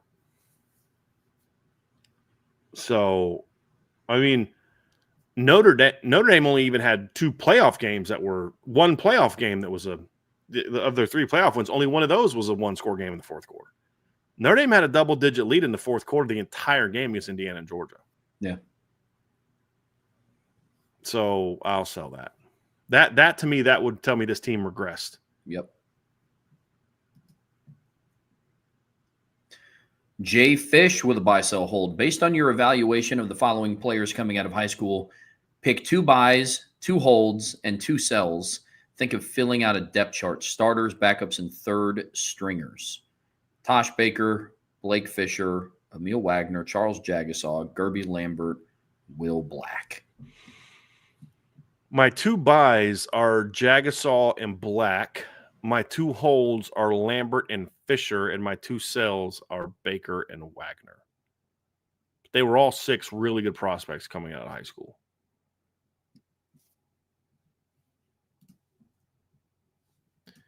Come on. We were having a really nice string of luck with this, Trev, where this wasn't being silly. It wasn't acting up. It was letting me just go through the cards each week, no problem. And then now it's 2 in a row. Buy one, sell one, hold one. Teams that will be better than preseason projections: Boise State, Texas A&M, Navy. Well, are we going to go? So let's set some terms here, Trevor. Are we going to go with our projections, or are we going to go with the national media projections for this one? Let's go with the national media projections. Then I will buy Navy. I will hold Texas A&M, and I will sell Boise State. I'll give you a little insider look. I have 2 of those 3 teams in the playoff this year. Okay. Man, you keep teasing this playoff bracket, man. I'm pumped to. It's coming out soon enough, but yeah. So that's mine on that one. What say you, Trev? I'm going to buy Texas A&M, hold Navy, sell Boise State. And reason being is I've seen some national media outlets actually put in Navy as the G5 bid, but I haven't seen as many predict Texas A&M in the playoffs in comparison. And I think that they have a really good shot at being a group of 5 or a at-large bid. I have seen some teams, Trevor, that have had Texas A&M outside the top 25. Yeah. And after outside the top 20 also. And I just don't get that. It was there was one. It's one of the magazines that I think have. it's Lindy's. Lindy's has them outside of the top 40. Are you serious? I think Lindy's had them at like 45th or something crazy. I remember looking at it and it was something wild, but I know I got to find the actual rankings. But yeah, it was crazy. Yeah, let me see Lindy's here. Sorry, Texas A&M was 34th. My apologies. Okay. Navy was 43rd. Yeah.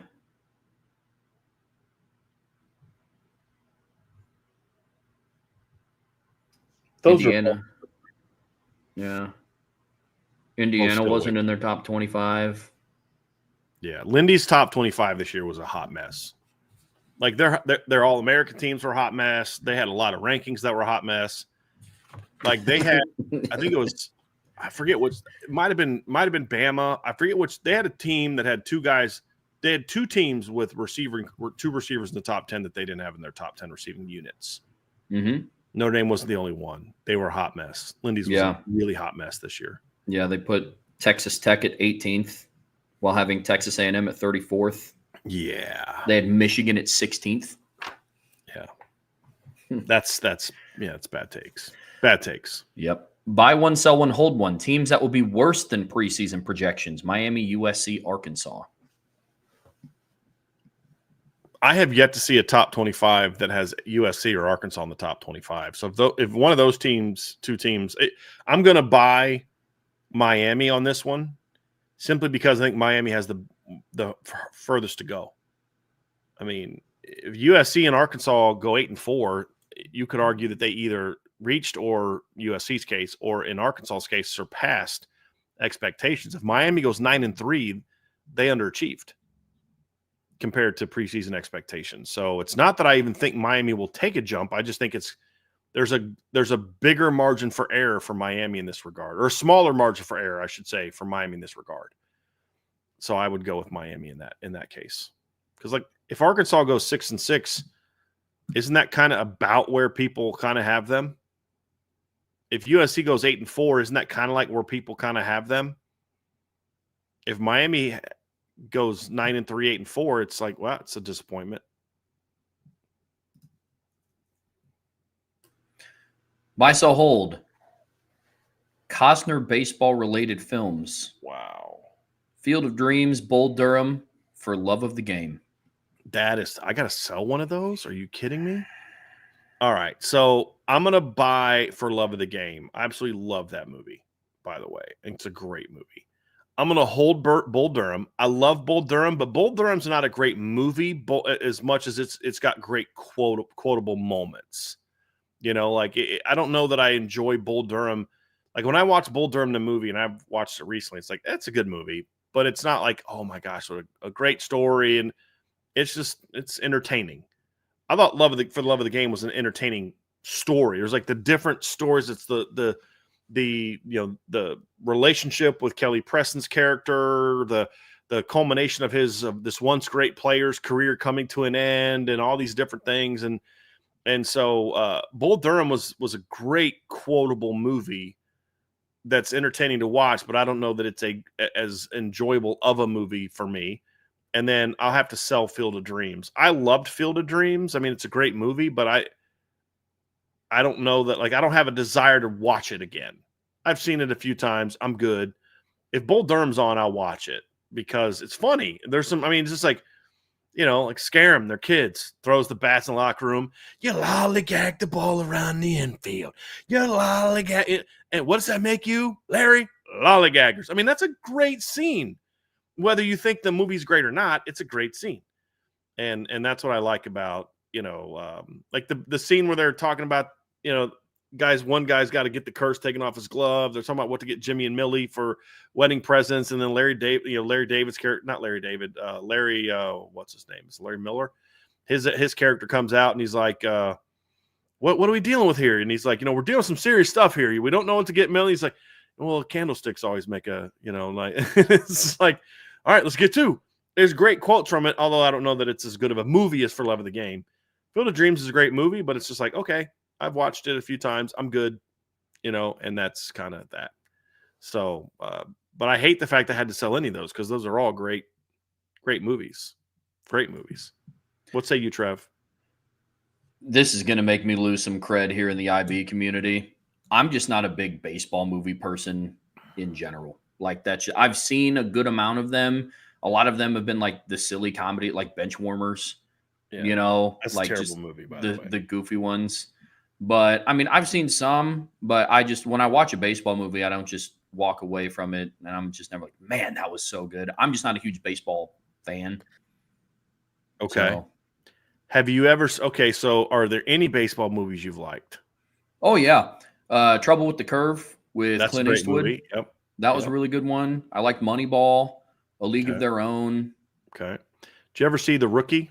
With Dennis Quaid? That's a pretty good one. It's a true story. Did you like Major League? I did. Okay. Major League 2, Major League 3 should never have been made. I'm trying to think of. Did you ever see 61? 61 and 42 are really good baseball. You've seen 42? 42 I love. Yeah, and 61 is really good as well. Like it's the story of the year that Roger Maris and Mickey Mantle were both chasing. Billy Crystal directed it. Phenomenal movie, by the way. It's got Thomas Jane and Barry Pepper. I would encourage you to watch that one. It's excellent. But baseball movies to me are hit or miss. There's some baseball movies I've seen that I despise. It's just Benchwarmers. I thought was just a dumb movie. I was never a Bad News Bears fan. I just watched them and I was like, whatever. They're very hit or miss for me. But the Kevin Costner ones I like a lot. I do. Yeah. I like the League of Their Own's a great one. The Rookie's a really good one with Dennis Quaid. Very well done. And like I said, Major League obviously is some of those, but yeah, it's hit or miss. The Natural was okay. Like The Natural, I find The Natural kind of just, I didn't really enjoy The Natural. There's some cool scenes in it, but I didn't really enjoy The Natural, to be honest with you. Yeah. Like some baseball movie, like 42, I like more for the meaning of the movie than I do the actual like baseball part. It's like Remember the Titans. That's kind of why I like For Love of the Game over the other two, because like it's the storyline woven in. Baseball is like a part of a bigger story. It's not a baseball movie like Major League is, for example. That's why I like that. Yeah.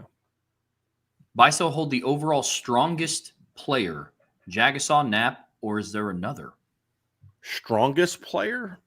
Ooh, I'm gonna buy other.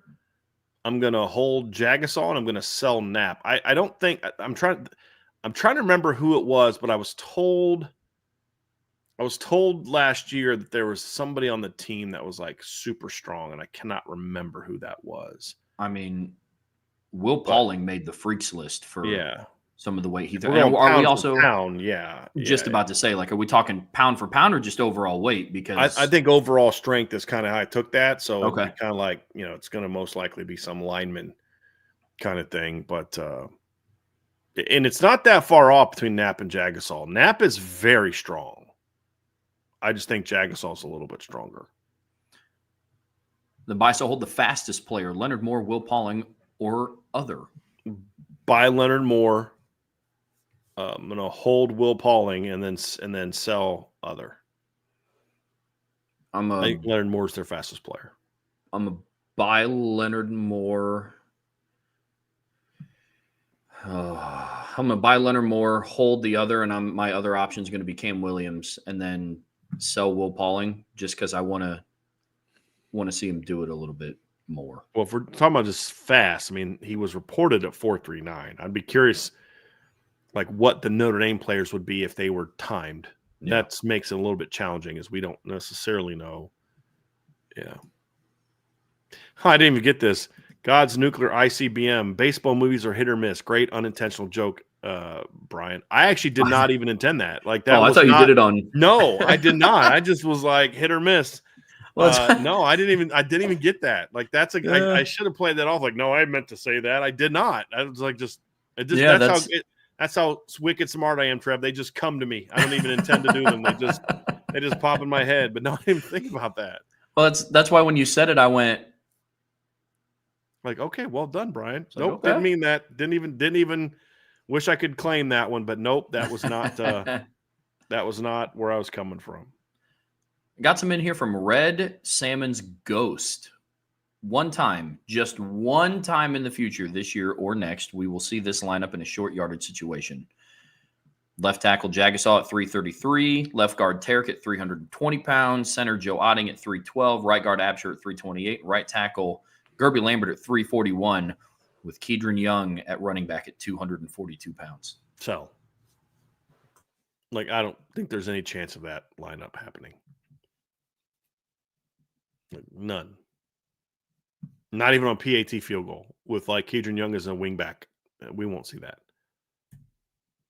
I mean, I'm not opposed to it, but here's the thing. If you say, well, look, like in theory, I'm not opposed to like a short yardage goal line offensive line. I'm not. If it's something you practice all the time. The problem is you just went with their 5 biggest players, but I would argue that one of their smallest players is arguably their second best run blocker, and that's Anthony Knapp. And so if I'm going with a run blocking unit, I'm not going to not have Anthony Knapp on the field. I'm not saying I'd have him left tackle, but I'm going to not have Anthony Knapp. There's no way I can not have him on the field in a run situation because that's what he does best. And that's what we said this, Trev. At times last year, he was their best run blocker. And the only guy that was better for any stretch was Jagasaw against Penn State. And that's for half a game. Well, and I would still have Ashton Craig in there at center over Joe Otting. I like Joe Otting and what he did in the spring, but you rattled off some of the numbers in 2023 when he stepped into the starting lineup and the difference in rushing yard output. So I'd still have Craig in there too. Yep. Bigger's not always better.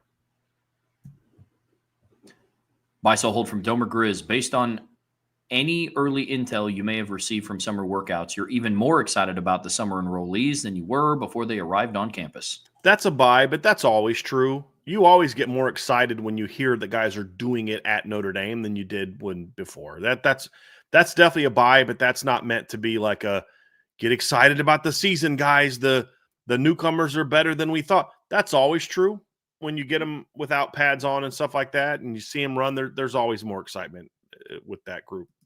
It's a buy. Another one from Domer Grizz. We'll have at least one December arrival like CJ Carr was in 2023 and Jadon Blair and others were in 2024. Every year moving forward, if not every year, it will become more of the norm. So like 2 out of every 3 years, for example. I'll buy that. I mean, they had 3 last year. Right? It was Jadon Blair, Ethan Long, and Madden Faramo. Was it 4? Was there a 4th one? No, no. Oh, yeah, there was. Blake Hebert. Oh, yeah. There's 4. Yeah, Blake Hebert. So, yeah, that's going to be the norm. Absolutely. I completely forgot about Blake Hebert because it was originally 3. We knew about Jadon Blair. We knew about Ethan Long. We knew about Blake Hebert, but we didn't know about Matt Framo till the very last minute. Because somebody was like, "Hey, is that Matt Framo?" And I was like, "Yeah, it is." Holy crap! Didn't know he was going to be part of it. Knew about the other 3 though. The immaculate extension. Notre Dame has not landed this level of speed from a class of wide receiver recruits in the internet era. For reference, Robinson's a 10.4 400-meter dash, Frazier's a 10.5 400-meter dash, and Finley's a 10.7. That's fair. I'll buy that. Because Will Fuller wasn't that coming out of high school. I mean, we've talked about this before, Trev. Will Fuller has said many times that he was not that fast in high school as he was in college. So, yeah, I'm trying to see if I can find his track times, but I don't know that he was where'd he go? Roman Catholic, right? Isn't that where Will Fuller went to high school? Let me see if I can find his track times, but Roman Catholic track. Let me see if I can find that. But yeah, I don't know that Will Fuller had those kind of times. So I'll buy that. He also added at the end, or from a single class of offensive skill players in the internet era, wide receivers plus Jonas Walton, who's also a 10.6. Yeah, definitely. And I don't know what Javion Osborne's track times are, but Javion Osborne's are pretty fast too. So I'll definitely buy that. I mean, look, and we're talking about Ian Premer. I mean, like for his size, if we're talking like pound for pound, Ian Premer can run. Preston Frizzell can run. Like they've got some dudes. They've got some absolute dudes that are. I mean, Ian Premer in 2022 had the third best 100-meter dash time in his high school's history. So. Yeah. Detro Hunter in the chat said Will Fuller was a PR 10.38 100-meter dash. I would like to see where you got that information because Will Fuller was not that fast coming out of college. He ran a 4.53 at the opening. So I'd be very curious to see that, where you got that information from. So, yeah. Jake, 85-89, with a breakout year that we hope for Eli Raridan, will end up being a day 2 draft pick, not knowing much about the other tight ends that will be available for the draft. I'll buy that. I think if he has a kind of a big year, he'll be a day 2 because that's third. That could be as late as third round. It could be pick 100. So I'll buy that. I don't think 1 year of production is going to jump with the injuries he's had jumps him into round 1. But I absolutely see him. And I think it's going to be, from just off the top of my head, a decent tight end draft class. You've got the Georgia kids. You've got the kid from Vanderbilt. You've got the kid that transferred to Texas. There's a decent tight end class that I can think of off the top of my head. Eli will be part of that. But Max Clare. Yeah, from Ohio State. That's another good one. Yeah. I do also think, even if he doesn't put up the big numbers like we think, I think he's going to test well enough at the combine to get some sort of day 2 thought. Mm-hmm. I mean, 6'7", 250. Don't know what his 40 time is going to be, but we'll see what that'll look like for him. But yeah, I think that'll also bode well in his favor as well.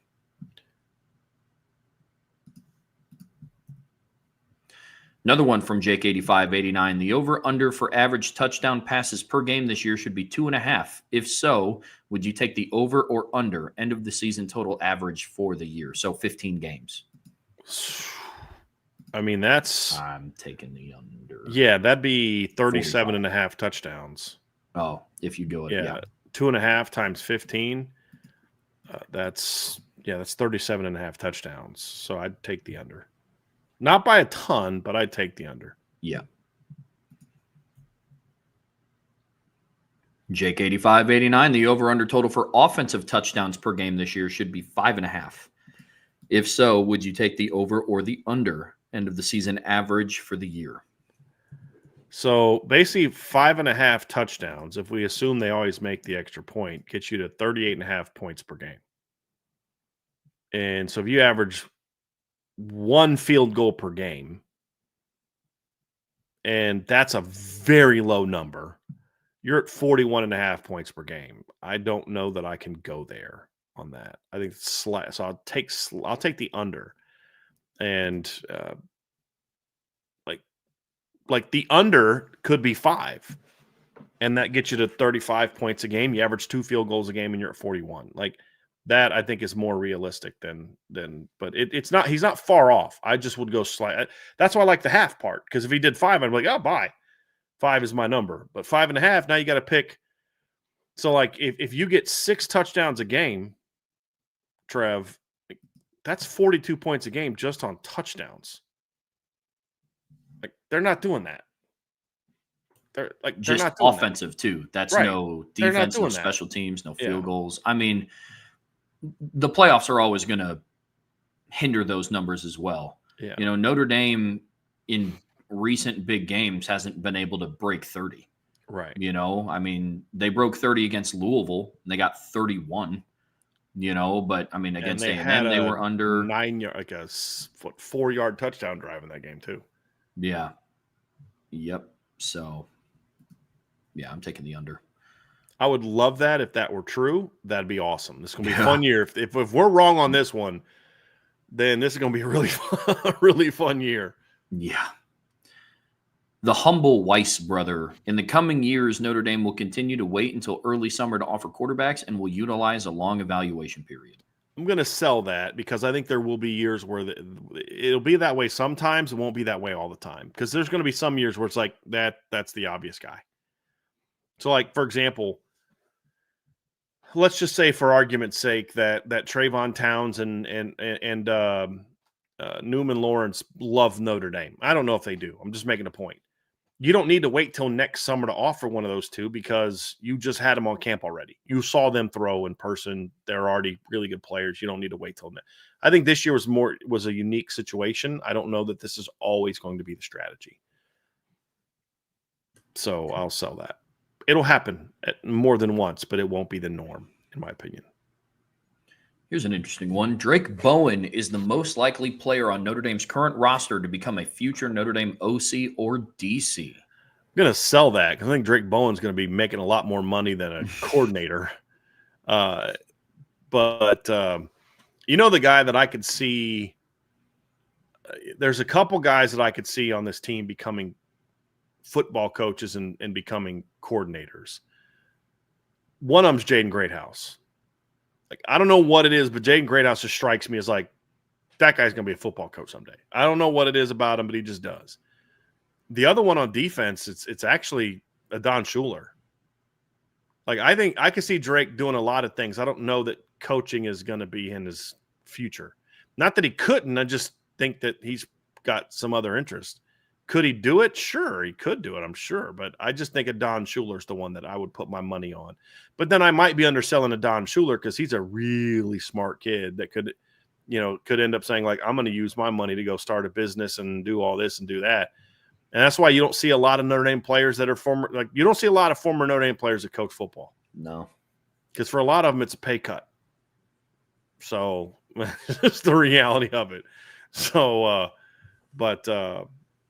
yeah, I mean, I think those are the guys. I mean, I look at some other guys, Josh Burnham, is an interesting one. Anthony Knapp has got a kind of a good football mind. I can see him becoming a coach someday. Ashton Craig, I can see he was mine. Yeah.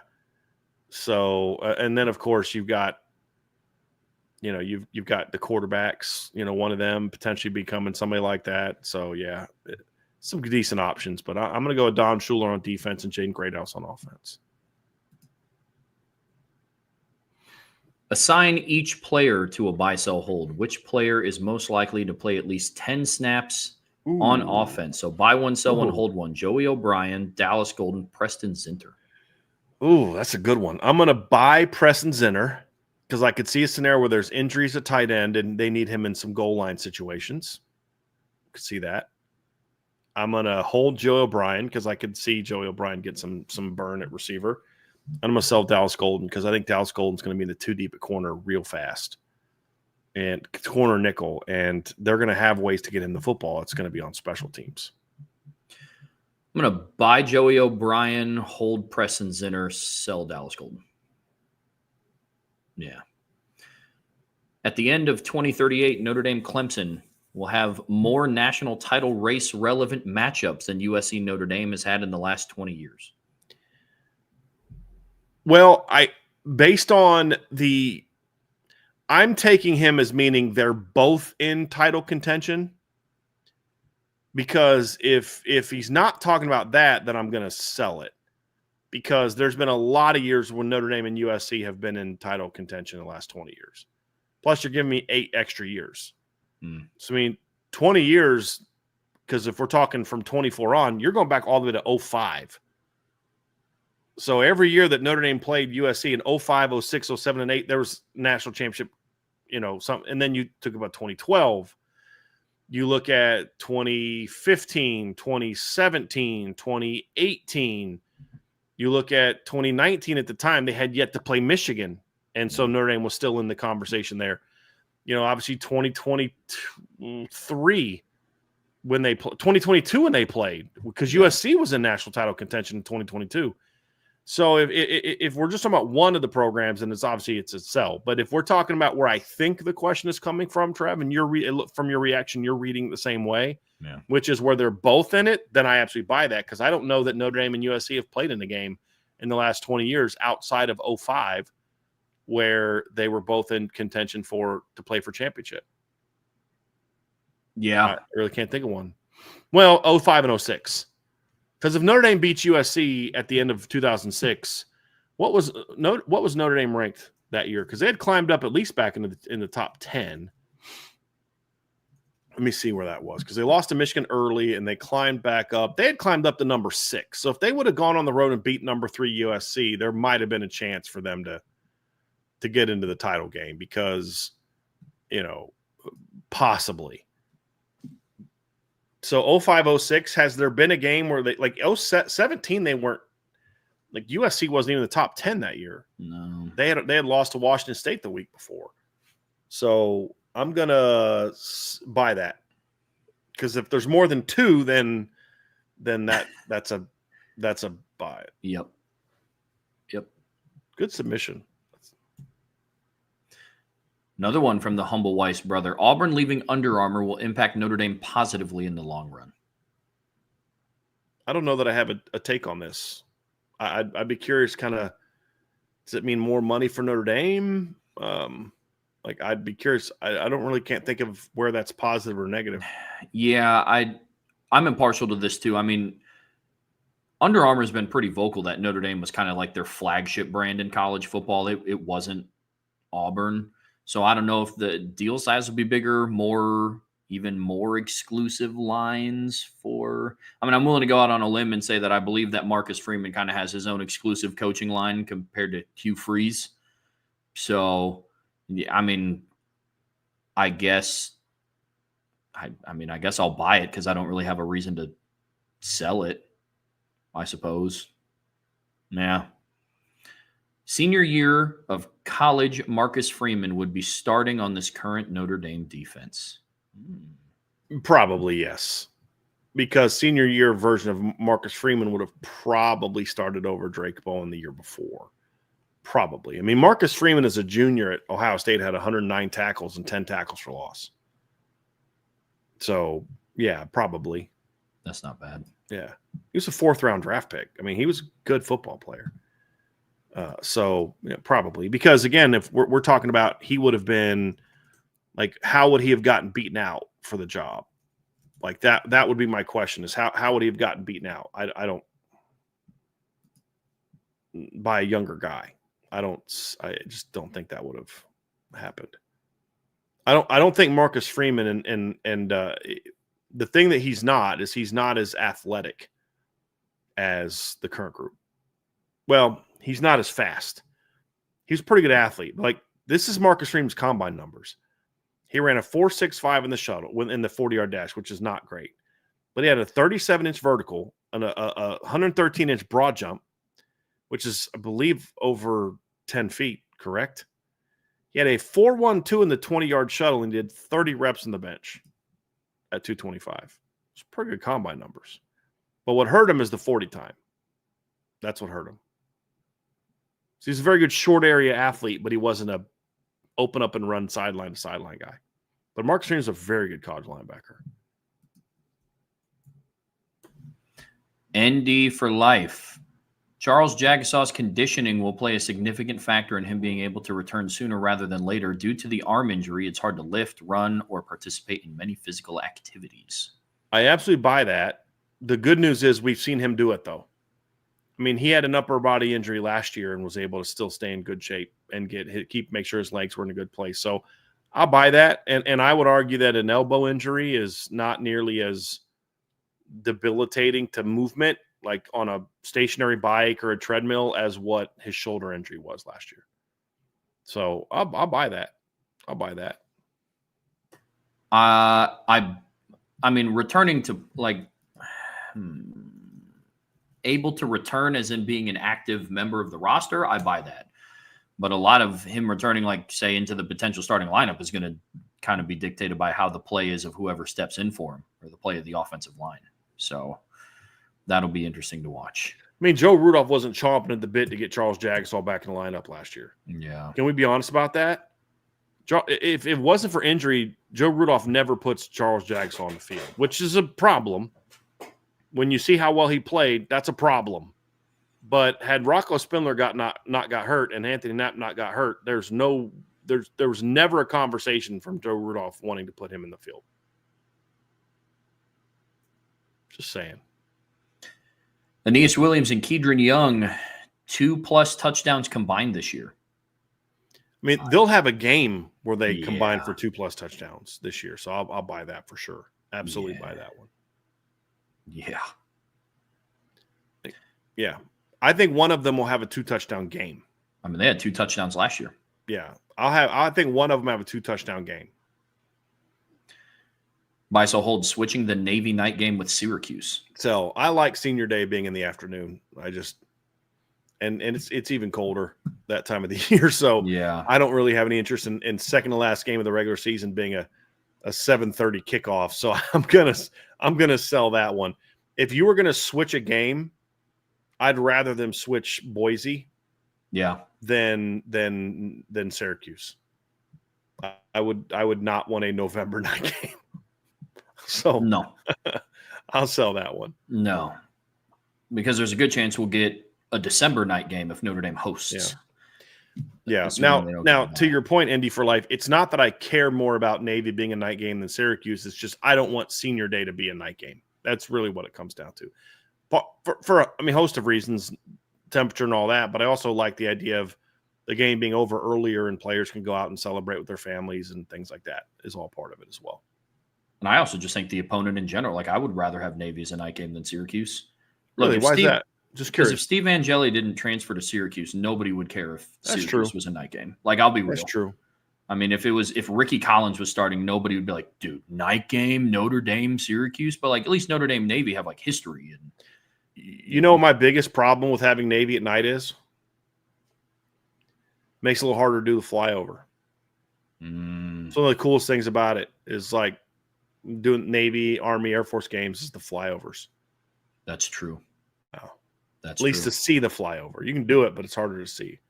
Is there? I forget what I think. Wasn't there a B-2 bomber that went over Notre Dame one time for that game? I'm not sure, but that's sick. For me, it's an Air Force game, but yeah, it's been sweet watching those things. That's one of the coolest things, man. Just watching where we go outside and then you see them kind of show up on the horizon and how quickly they get on you and then go flying by. It's just like, okay, you just want to start singing like you just want to start singing. What was the song? Lee Greenwood, you know what I mean? Like, okay, yeah, that's right. God bless America. Yeah. Just like, yeah, for sure. Love what Notre Dame is doing in recruiting, but not getting overly excited until all the committed recruits sign on one of 2 official signing days. I'm going to sell that because you're depriving. Look, I completely get where you're coming from. Totally get where you're coming from because And by the way, speaking of the flyover thing, Indy for Life is a member of the Army. So thank you for your service. Speaking of our military, so we appreciate you very much. But part of the excitement of, if you're someone who follows recruiting, part of the excitement is just the enjoyment of them being committed. So let's say, I'm not going to get excited about till they sign. Well, you just deprived yourself of 5-6 months of being excited about this guy being in the class. Why? Like, you're still going to be upset when he decommits, right? This is the thing. If you know who's in the class now, you're going to be upset if somebody's not in it. So if you're loving what they're doing in recruiting, you know enough about it to know the guys in the class. So if one of them doesn't sign in December, you're going to be upset. So you're going to be upset no matter what. Why not get the joy? Why not also experience the joy that comes before that happens? That's kind of the way I look at it. Because like, if you ignore it for 5 months, you're still going to feel the upsetness of a guy leaving. But now you've deprived yourself of the fun of following it now. Yeah, I'm going to buy this because of what my previous job was. I mean, when I worked in sales, the amount of verbals we would get were, I mean, you get them all the time, but you don't get excited until somebody signs on the dotted line. That's something that different industries, but like, it's very, like, recruiting and selling is very, very similar.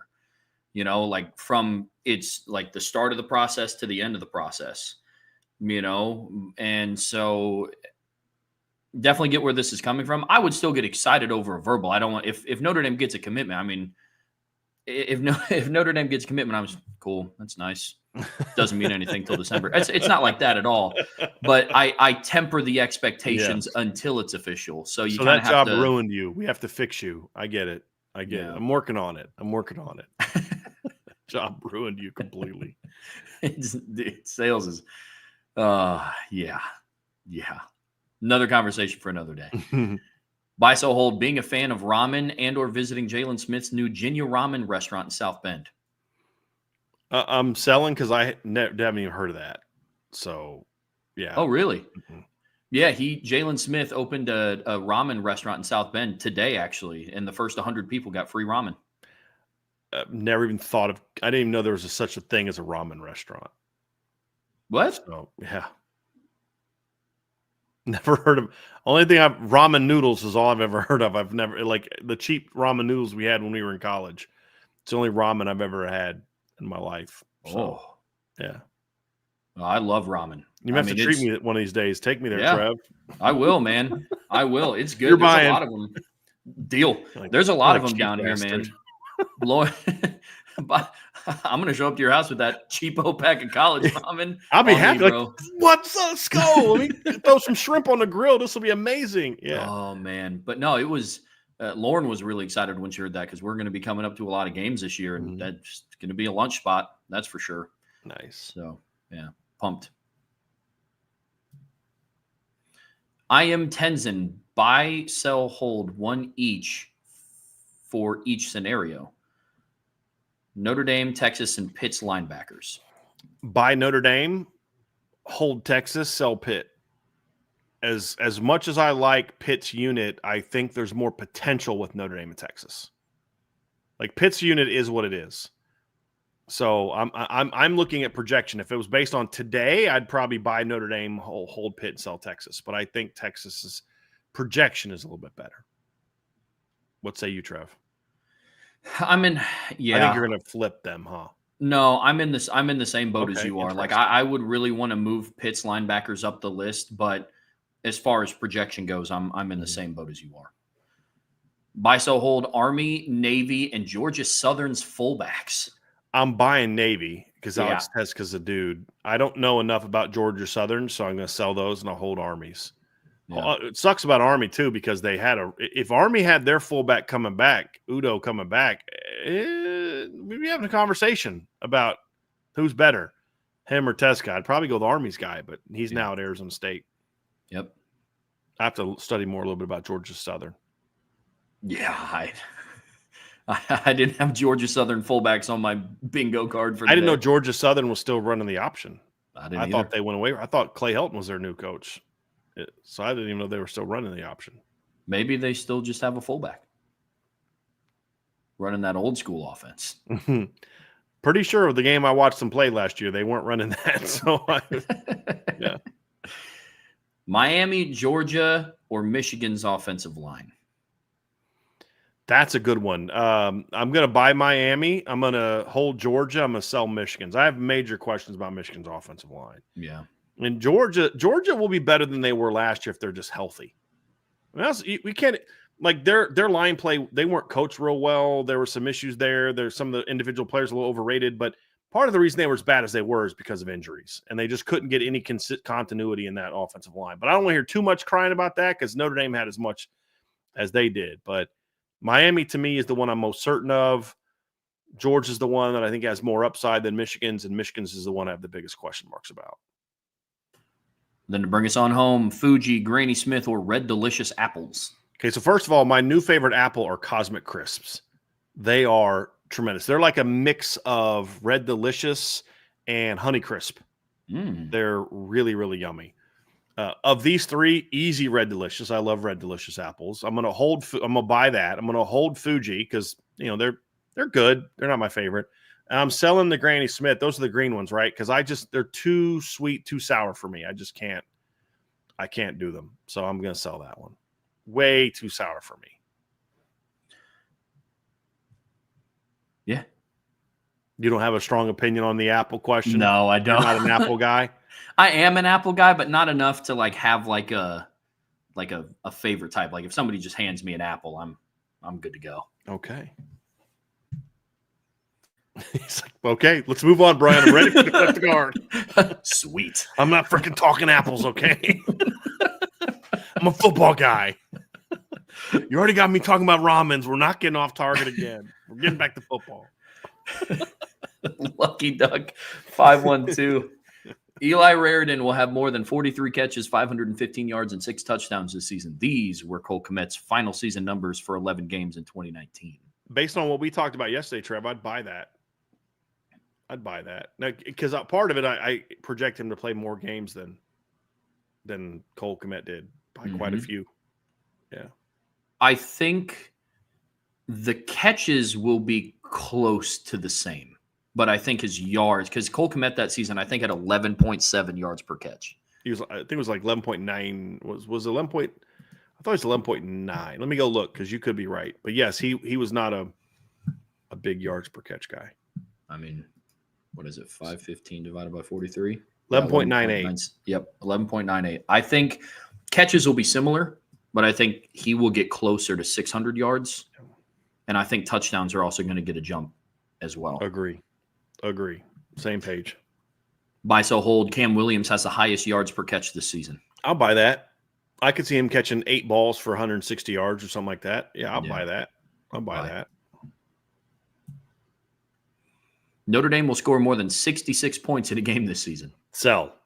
I mean, they scored 66 points in some of the flukish, like, you got to be kidding me manner last year against Purdue. And Purdue was way worse than anybody they're going to play this year outside of maybe Stanford. Now, having said that, I still don't think Marcus Freeman likes Stanford very much.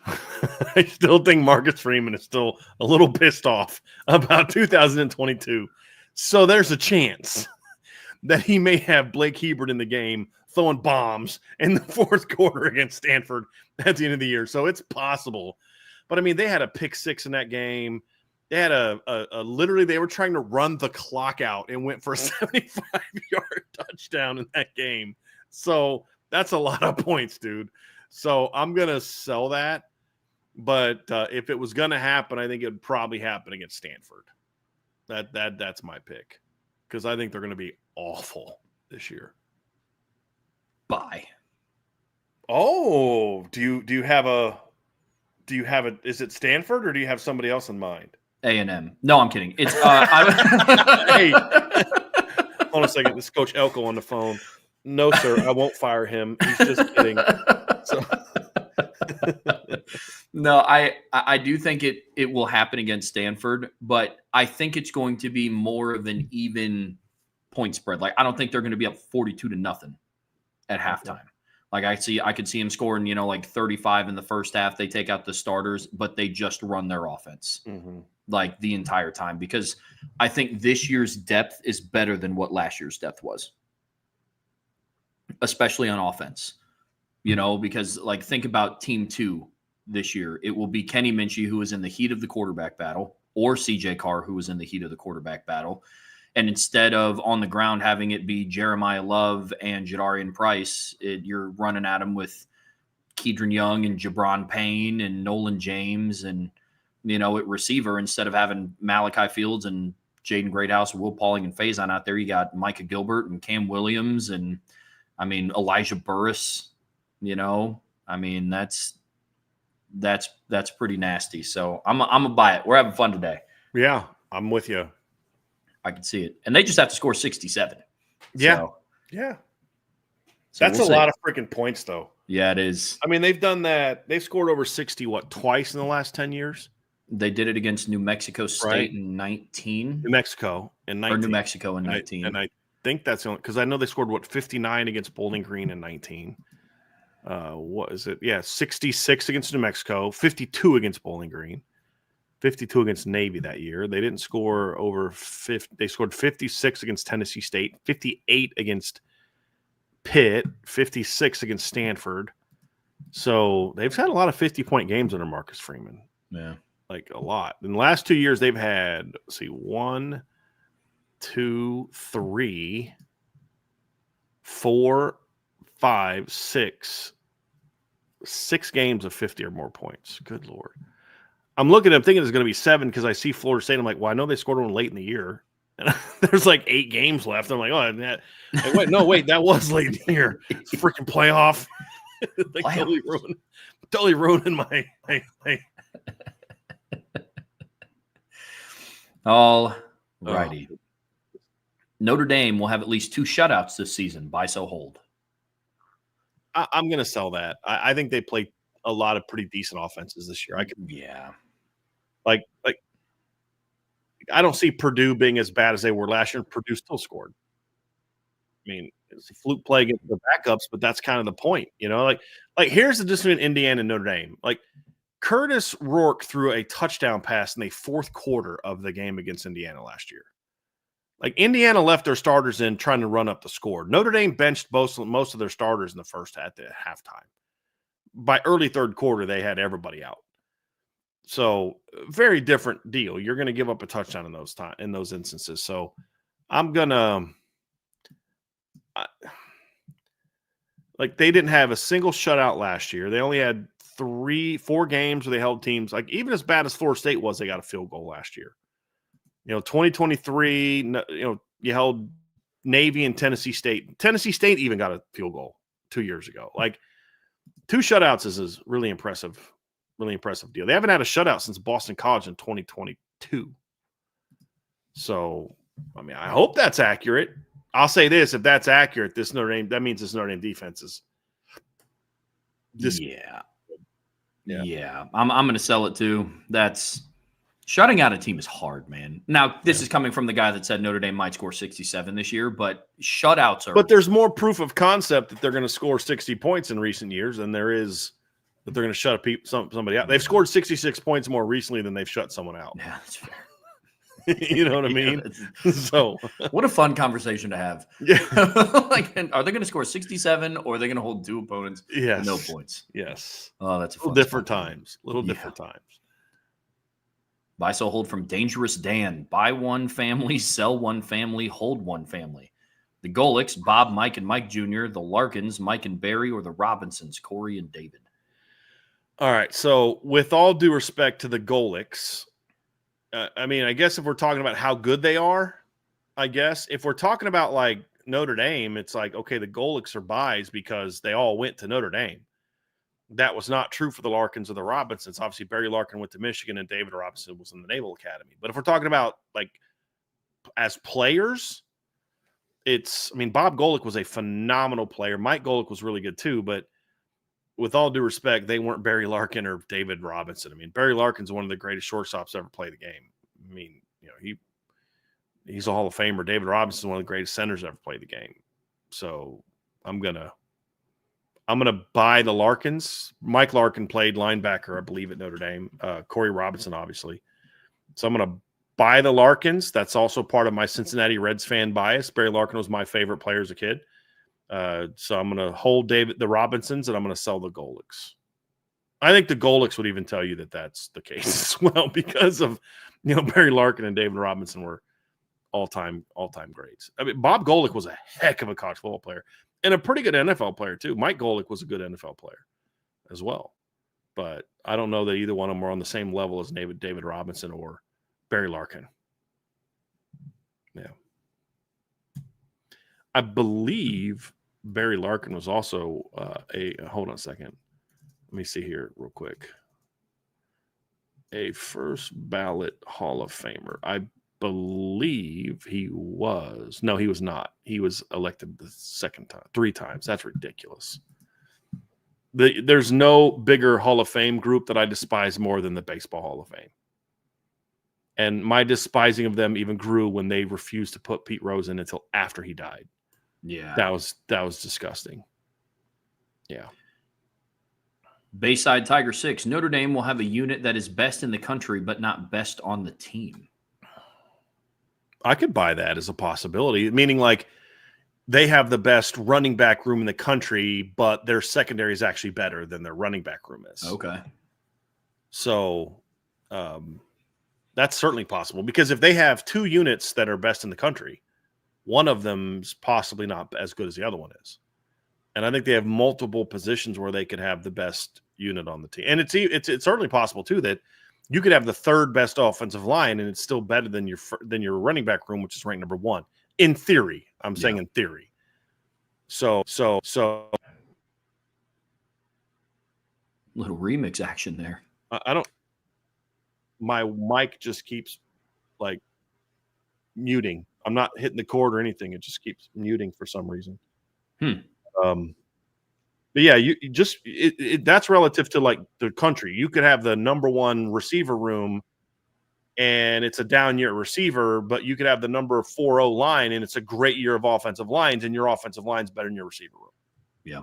So yeah, I buy that in theory. I do as well.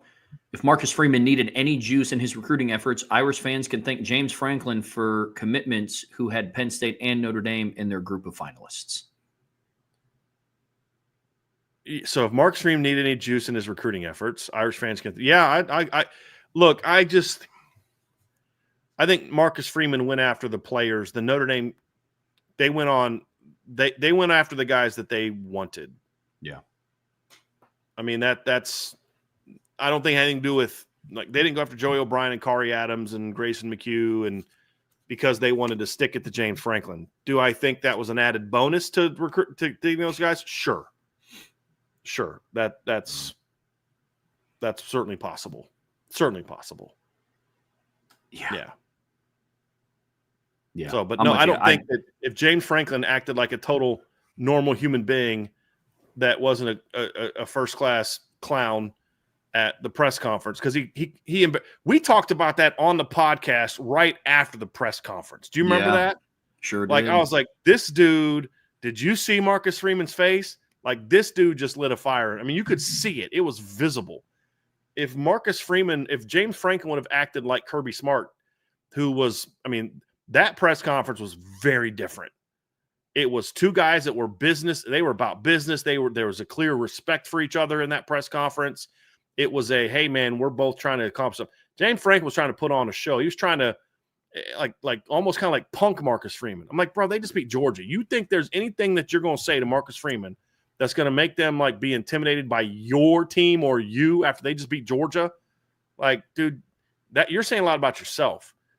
I don't think that Marcus Freeman would have, like, recruiting would have been any different had James Franklin been total class and total respect and all that. I don't think it would have changed a thing about recruiting right now. It just makes us enjoy it. The result would have been the same. It just makes the victory a little sweeter. Yeah. That was such a weird press conference. Yeah. It was so bizarre. Like, he was trying to little brother him. Yes. Talk about how young he was and his hairline. And he's like, I need to be in a conference. And, and all this other stuff. I was like, dude, this is weird behavior. Very, very. And you don't do that and then lose. No. You know what I mean? No. Yeah. You definitely, you run your mouth, you better freaking win. You absolutely better win. By so hold, Kalen DeBoer will be USC's next head coach. That is really interesting, and I hope that doesn't happen. So, that is interesting because I could see Kalen DeBoer winning at Alabama, but hating it. And if a job out west, because he's a West Coast guy. I mean, he didn't he play at Sioux Falls? I know he coached at Sioux Falls, but I think he played out there as well. Let me go look that up real quick. Yeah, he played at Sioux Falls. So he's a South Dakota guy. His coaching career had him at Western Washington, Sioux Falls. No, that was his playing career. His high school, he was a coach at Washington High School in South Dakota. Then he was the OC at Sioux Falls. Then he was the head coach of Sioux Falls. He coached at Southern Illinois, Eastern Michigan, Fresno, Indiana, Fresno, Washington, Alabama. I have no idea what's going on right now with this mic. So, like, I'm not even touching anything. So I could see that as a possibility. I could see that. I'm going to sell it because if he ends up winning at Alabama, I don't see him making at best what I would consider a lateral move. Like going from Alabama to USC, I think, especially recently, would kind of be a step back for DeBoer. If you win at Alabama, then going to USC, which, I mean, really looking at their program over the last, 50 years, the most success that they've had was Pete Carroll's run. Since then, my point is he hates it at Bama. That was my whole point. Is he wins there, but he hates it. Like you could be somewhere and you're successful, but you hate it there. The fan base is just you hate living in Alabama. The alumni base is terrible. There's all these you just hate the job and you just want to get back closer to home. That's where I'm coming from. Not as like he loves it at Bama, but I've always dreamt of coaching in LA. That's not what I mean. I mean like. I could see a scenario where he's at Bama because he's more of a West Coast, Northwest guy. I could see him being in Tuscaloosa and not liking it. But I don't know if that same guy's going to love it in LA either. But like I could see that scenario happening. So it's not. So your point is spot on, Trevor. That's not a step up. That's not even a lateral move based on the last 40 years of football. USC had that stretch under Pete Carroll, and that's it. I mean, Bama's won titles under two head coaches in the last 40 years, Yeah. I mean, because they also won one under Gene Stallings back in the 90s. So my point is I could see if he hates it at Alabama. There are some coaches that get jobs and they win, but they just don't like the place they're at, and they want to get out. That's what I'm referring to. Because otherwise, your point is spot on. It makes no sense. And it's not like USC's going to pay him more than what Bama would pay him. If he's winning at Bama, they'll pay him whatever the heck he wants. Yeah. Buy one, sell one, hold one. Notre Dame teams one player away from a title. Oh, 2017 with Lamar Jackson, 2020 with Trevor Lawrence, 2024 with Abdul Carter. Okay, the 2020 Trevor Lawrence is an easy sell. If you wanted to give me 2018 with Trevor Lawrence, we might be having a different conversation. But that 2020 team was very flawed. I've said this a million times. I'll hammer Brian Kelly till the cows come home. I enjoy hammering Brian Kelly. He gives me plenty of reasons. I believe everything I hammer him for, I believe. But I'm also someone who believes you give people credit where credit is due. And the 2020 coaching job by Brian Kelly was without a doubt the best coaching job he ever did. That was not a playoff caliber roster. It was not. And when you consider also all the things that they went through with COVID and not being able to have spring ball and your season gets postponed basically for 2 weeks right in the middle of the year, we forget that they played, South Florida and then, or Florida State, and then there was like 2 weeks off. They couldn't practice and they didn't play for a while. The Wake Forest game got canceled because the COVID outbreaks and all that kind of stuff. And to keep that team together to the point where they went 10-0 and made it to college football playoff was a tremendous coaching job. Putting Trevor Lawrence on that team means they just beat Clemson in the championship game. They still get smacked by Alabama in the semifinals because Clemson got smacked in the semifinals by a team that got smacked by Alabama. I mean, Ohio State beat Clemson was a 49-28, and then Alabama beat Ohio State. What was it, like 56-24, something like that? And so, no, that wouldn't have mattered. Notre Dame, in my opinion, absolutely wins the national championship in 2017 with Lamar Jackson at quarterback. Because he was an even more dynamic runner than Brandon Wimbush, but he was a way better passer. So, yes, they would have won a title in 2017. I've said that before. That's not even a new thing for me. 2024 with Abdul Carter is a really interesting one. I think they might have won a title this year with him, but I think the odds are greater in 2017 that they would have won Lamar Jackson. So I'm going to buy 17, hold 2024, and easily sell 2020. Same order.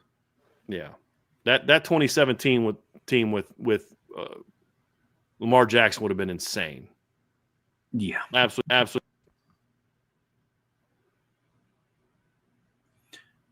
ND Chuck, buy, sell, hold these three teams' chances of making the playoffs: LSU, Ole Miss, Florida. I'm going to. I honestly think I'm going to buy LSU, hold Ole Miss, and sell Florida. Yeah. I'm flipping it around. I'm buy LSU, hold Florida, sell Ole Miss. I have Ole Miss lower than the others, so I buy LSU. I think LSU, guys. I think LSU has a shot to make the playoffs this year if their defense can improve and their O-line can hold up. Like there's pieces in place there for them to be a playoff team this year. There's things they have to prove. That's true for a lot of teams, but I like their roster better than Ole Miss's for sure. Florida, LSU is a little bit tighter, but I think LSU is a little bit more established, in my opinion. But I think that battle could be good. Yeah.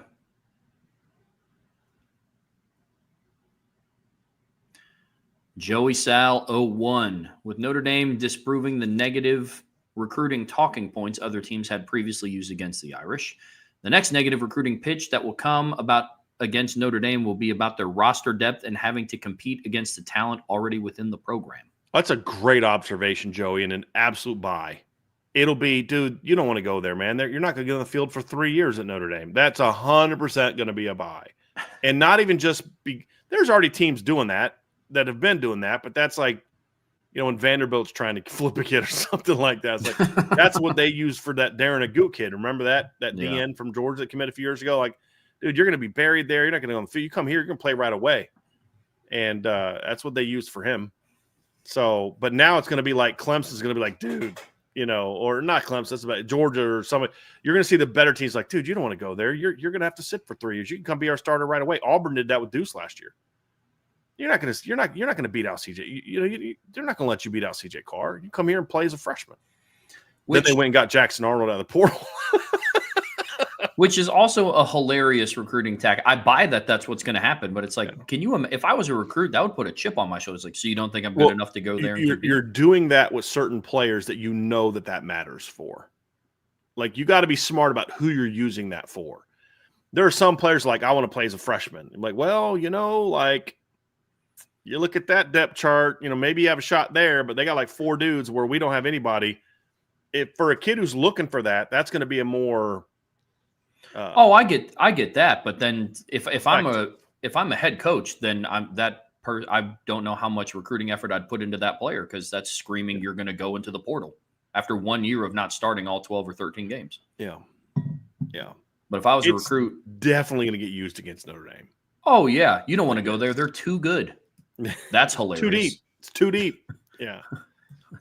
Yeah. This is an interesting one. AJ Sully, ND. The Notre Dame's men's basketball team will win more games than the women's this upcoming year. Oh, man, Trev. I want to get your opinion on this. I have mine. I want to hear yours because you follow basketball even closer than I do. Bye.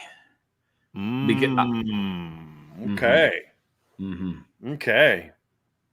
Because when I just look at I know the women's team still has Hannah Hidalgo, but they had to go and completely rebuild through the portal, and it wasn't impressive. And it was very okay. I mean, Notre Dame picked up some pieces in the portal, but the foundation of their team are all homegrown kids.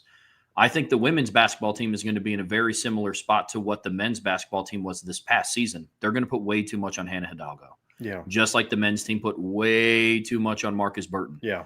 Both very talented and skilled players, but like Hannah Hidalgo doesn't have the size that Juju Watkins had. Right. And she's not the play, like she's not, or even a Caitlin Clark or a Paige Beckers, or exactly right. Yeah, where at the end of the day, that was Marcus Burton's downfall. Right. In that they're all taller than Marcus Burton. Yeah. I mean, Caitlin Clark, Paige Beckers, and Juju Watson are all taller than Marcus Burton. Mm-hmm. And they needed him. I mean, look, Marcus Burton led the ACC in scoring, a division that had Cooper Flagg, who was the #1 overall draft pick, and Notre Dame wasn't sniffing the NCAA tournament. Right. But now when you have guys like Jalen Harrelson coming in, like that is a program-changing type of player. Yeah, Sir Muhammad goes into his sophomore year. Garrett, what's his Garrett Sundra. Cole Serta goes into the year 2. And they're in a spot now where those type of players don't have to Ryder Frost can help you right away. Well, absolutely. That dude is a bucket. Yes. I mean, he is a designated and they're so much longer than they were last year. Yes. I mean, that's a big part of it too. Well, and they have better combinations of athletic, good IQ basketball players. I love Matt Alaco. Respect him for coming to South Bend to finish out his career, but he had handicaps as an athlete. But now you have good IQ basketball players that are now 6'7", long, can run the floor. I'm buying this.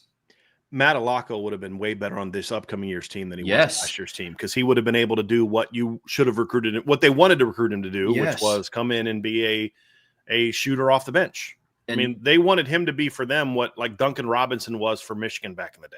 Mm-hmm. Like you're just coming off the bench, you're a sharpshooter. But Notre Dame had turned him into like the scorer when Marcus Burton went down. Well, and there's a world now where Braden Shrewsbury isn't in the starting lineup and averages more points a game, and is a better player. Yeah, agree. I mean, I like the makeup of this men's basketball team. I really do. I'm glad you said that, because I was going to buy this, but I was like, okay, hold on. Let me get, because like I look at last year's basketball team for the women, and it was so fun to follow that team until they hit #1. And then they were never the same team after that. Mm-hmm. And then you watch the squabbling between Hannah and Olivia, and you could just tell the chemistry wasn't good. And that team just it was embarrassing how they faded down the stretch against TCU. Yeah. I mean, I just can't. Weren't they? I think weren't they up by like 11 at one point in time? They were up double digits at one point. Double-digit lead, and just got run. And now that team is supposed to go out there with losing Sonia Citron, who is playing pretty well. Last I checked, is playing pretty well in the NBA. Or WNBA, I should say. So I'm looking at her. She's scoring 14.5 points a game, 5 rebounds, and 2 assists a game, averaging 1 steal a game. She's playing pretty well. Has already hit multiple game winners. Yeah. Which, I mean, shouldn't like surprise anyone that watched her play at Notre Dame. Yeah. But I mean, Maddie's not playing a whole lot for Chicago, but I mean, she could go in there and rebound a bunch of her own misses and get double doubles every night. I mean, I think she could probably do that. Yeah. But Olivia's going to TCU and is a really good player. I mean, so like there's like that team last year was a Sweet 16 at best team, and like and now they're going to lose all of them except Hannah. Like, and they're replacing them with just kind of solid players. There's like one player that they got in the portal. I forget, one of the guards they got. It's a pretty good player, but she's not Olivia Miles. And there's nobody close to Sonia they got out of the portal. Nobody close to Maddie they got out of the portal. And, so it's just like, I mean, it's like they are expecting Hannah to score like 26 a game, and everybody else is just complimentary players. And I don't know that gets you to as many wins. So, yeah. Yep, and that's the rough spot that Notre Dame's basketball team found themselves in. Marcus Burton would go for 31 a game, and the final score would be like 76-90. Yeah. I mean, and I think this, like you said, the men's team this year is just going to – I think they're going to be a 20-win team. I don't know if the women's team will. It's there's going to have to be a come-to-Jesus moment with the boosters that support that program. Yeah. Because the reality is, like, you can not like it all you want, but the football fans have nothing on basketball fans that want to complain about the portal. The portal has ruined college basketball, in my opinion. Oh, it's crazy. Ruined it in a lot of ways. It just ruined it.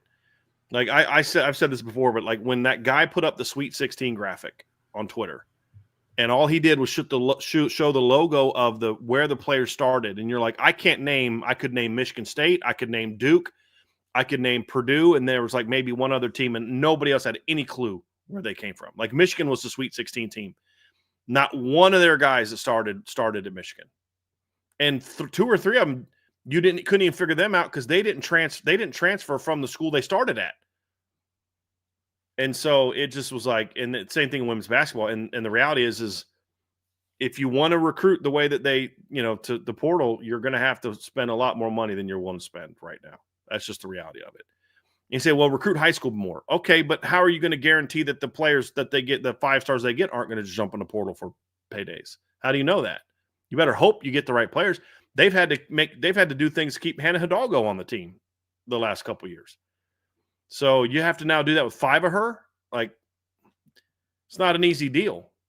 And so, and with all due respect to Hannah Hidalgo, she's not Caitlin Clark. She's not someone you can put with, one other WNBA player and then a bunch of just solid, nice Big Ten players, and you're going to ride it to the national title game. She's not that. Like, not many people are. So I'm with you on that. It's interesting take. Very interesting take.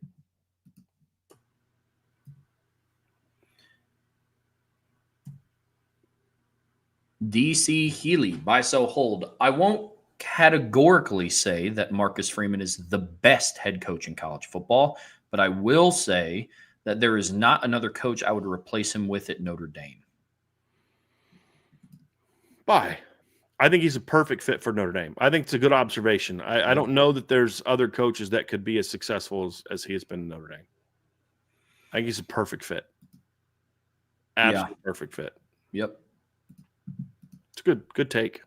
I wish I had more to say on that one, but like you kind of nailed it. Mm-hmm. You kind of nailed it, DC Healy.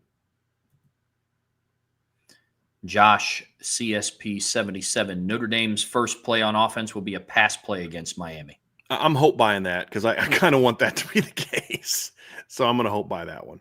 I'm just feeling play action. Yeah. Or even if it's like something simple, like even it could be an RPO, that would count as a pass. Yeah.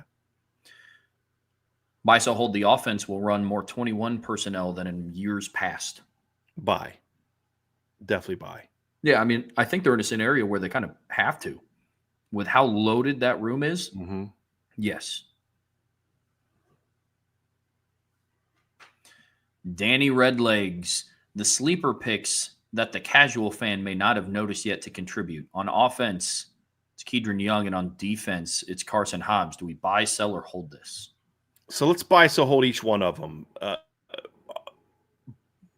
Offense, I'll buy that. I guess part of it is it's hard for me to notice what the casual fan thinks because IB fans aren't casual fans. I think part of the reason that IB people like IB is because they don't just look at it from a surface level. They do know who Kedron Young is. But I would imagine if we just kind of like went into the spring game, the blue gold game, and just walked around randomly talking to people at the game, I doubt that a lot of them would have known who Kedron Young is, the way that IB fans do. So is that fair? Is that a fair assessment, Trev? I mean, you talk to a lot of Notre Dame fans who aren't IB members, so yeah, I absolutely buy that it's Kedron Young. I have a lot of friends who are Notre Dame fans, and I wouldn't say that they are casual in that, like they just turn the games on Saturday, but it's definitely not how the IB community is. And I've brought up Kedron Young multiple times to multiple different people, and and he's the running back? Yes. Yeah, and so absolutely buy Kedron Young on offense. What about defense, Brian? Yeah, I'll buy that for now. I honestly, I think casual fans don't yet know who Jadon Blair is. I think the recruitniks do, but I don't know that the casual fan does because they didn't get to see him in the spring game. And I think you could also throw Bronte Johnson into that conversation as well. I think those two guys have a cleaner path to playing a lot this year than Carson Hobbs does. Because they're actually battling for a rotation spot. Carson Hobbs is just right now buried in the 2 deep. Like he'll play, but he won't play as much as I think Jadon, whoever Jadon or Bronte. One of those two is going to play a lot more. And I don't know that there's a lot of casuals that and I don't mean that as a disrespectful term. Some people just have just other interests and they love Notre Dame football, but I love Notre Dame football on Saturdays. That's fine. That's totally fair. But yeah, I would say that I'll sell Carson Hobbs, but yeah. I'm going to sell, and I think just coming from previous conversations that I have, and this is going to be a shocker to people in the IB community, but it's Boubacar Traore. Okay. Not a lot of people like they know, Bryce Young. They know, really anybody along the defensive line that's not named Bryce Young, you could probably throw those names into it. Josh Burnham would be another one that just not a lot of fans, casuals pay attention to. But as far as like the biggest impact amongst those, I would say it's Boubacar Traore, because to the casual fan, it's, oh yeah, didn't he have like a sack against USC last year or something? It's like that. That's kind of the conversation around him. So, yep.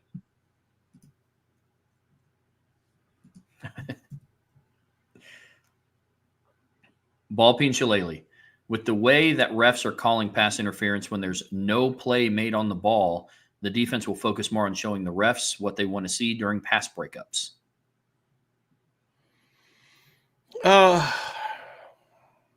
That's just something that Mike Mickens already teaches. He teaches them to try to play the football. Yeah, so I'll buy that. The thing that I hate when DPIs get called especially is when they're like, when especially announcers on TV, it's like, well, he didn't turn. It's like, you don't have to turn in college. You know what I mean? Like you can't make contact. That's the rule. Like, Greg McElroy is a smart guy. I like Greg McElroy, but the reality is he's just wrong on that rule. There's no rule that says you have to make a play on the ball. The rule is if you don't make a play on the ball, you can't make contact. If you make contact and don't make a play on the ball, that's PI. But Adon Schuler didn't make contact, in my opinion.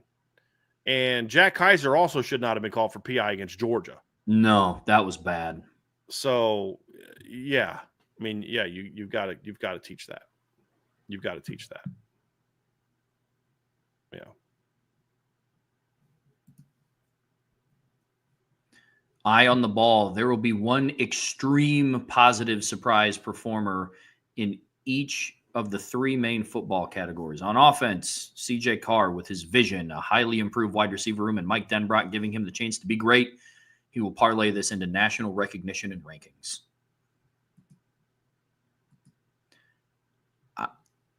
I'm going to there's actually more of those. So, okay.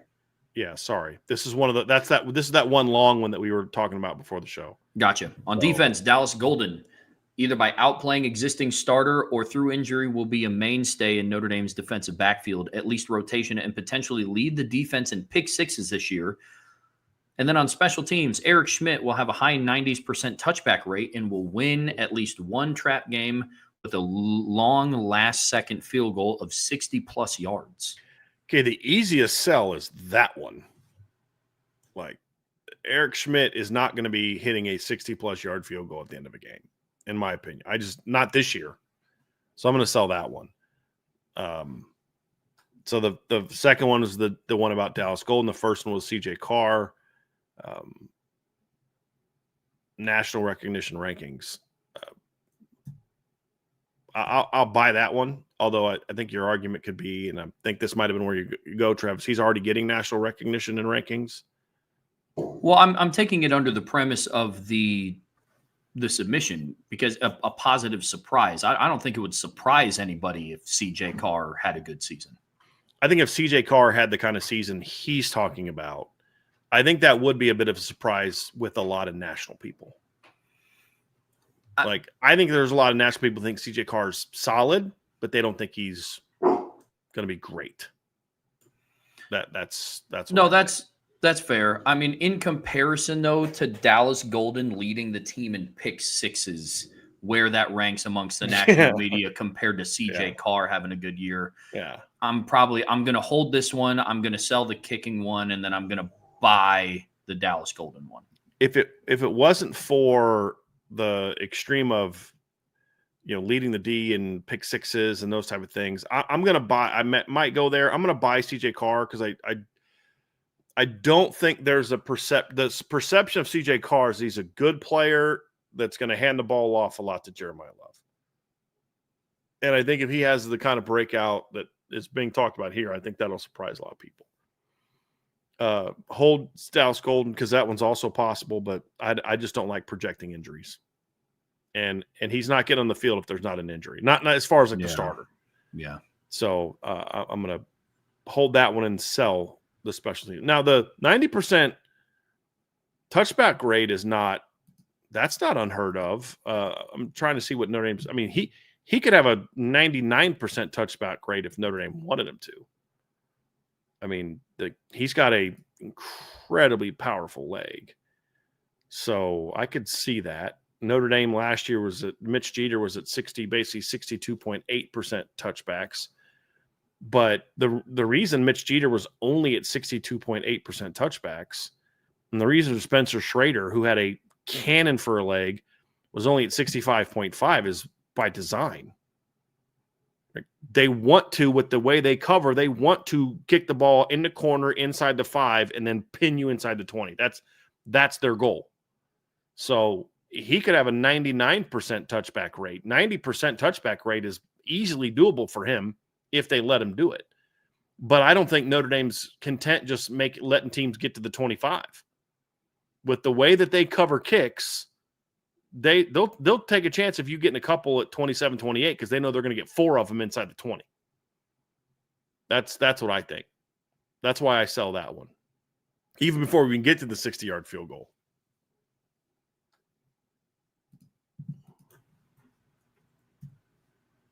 Joe Parr, buy, sell, hold. A person I don't hear anyone talking about right now is Dallas Golden, who will become so dynamic his freshman year. He will have 2 picks, 200 yards total on offense, and 1 kick return for a touchdown. Well, I don't know why these kind of comments kind of trigger me the way that they do, but they really do.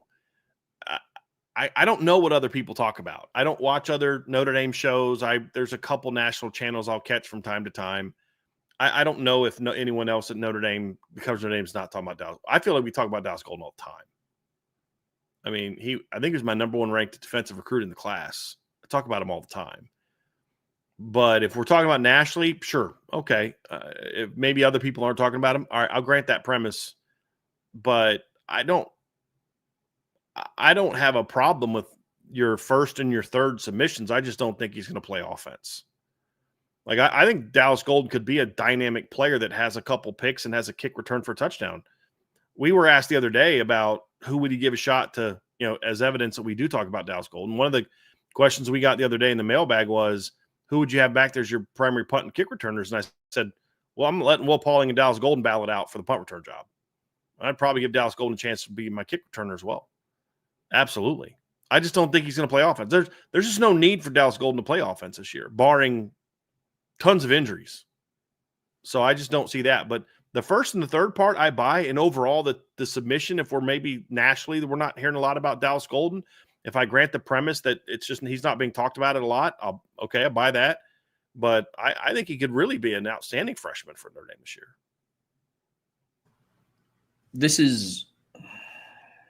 This might be an unpopular take, but this is what was so frustrating about watching Travis Hunter have the spectacular season that he had last year is now every team wants a Travis Hunter. Yes. That's been very, very frustrating. Look, Dallas Golden was electric in all phases of the game in high school, but I'm willing to go out on a limb, and you can correct me if I'm wrong because you've been covering recruiting obviously a lot longer than I have. Dallas Golden is not the first player to come to Notre Dame that in high school was great on offense and defense. Right. It doesn't always have – Notre Dame doesn't have to have 5 two-way players next year to still be really, really good. And Dallas Golden doesn't have to be a 2 or 3-way player to also be really, really good next year. He's a true freshman. Hone in on being a really good nickel corner if that's where he projects the best. And if he's on special teams, make the most of your opportunities. But his impact, if I walk away in 4 years from now or 3 years from now, and I look back at Dallas Golden's career, it won't be hampered by the amount of receiving yards he has on offense. Mhm. There's just not a need, especially with how they're recruiting the position right now and who's in the room right now. I just don't see where he fits in. So as a trio, I sell it, but he can absolutely have 2 picks and a kick return for a touchdown. Yeah. I think it's also funny that in a day where someone asked about him not being talked about, there's literally like 2 or 3 other submissions that ask about him. The one right before, and then there's another one from Tristan Shoup at the end of the show that also has him on there as asking about Dallas Golden. I just thought that was pretty funny. That is, but I think it also speaks to this community. I think there's things that I was talking to a buddy of mine, and he's like, "Yeah, I listened to another Notre Dame person yesterday, and he was floored by some of the things that's being discussed." And I was like, I don't listen to what other people say. And it's not disrespectful, because there's guys that on the ND beat who I admire a great deal. And I don't not listen to them because I think they're idiots or don't know what they're talking about. It's just, I want all of my thoughts to be my own.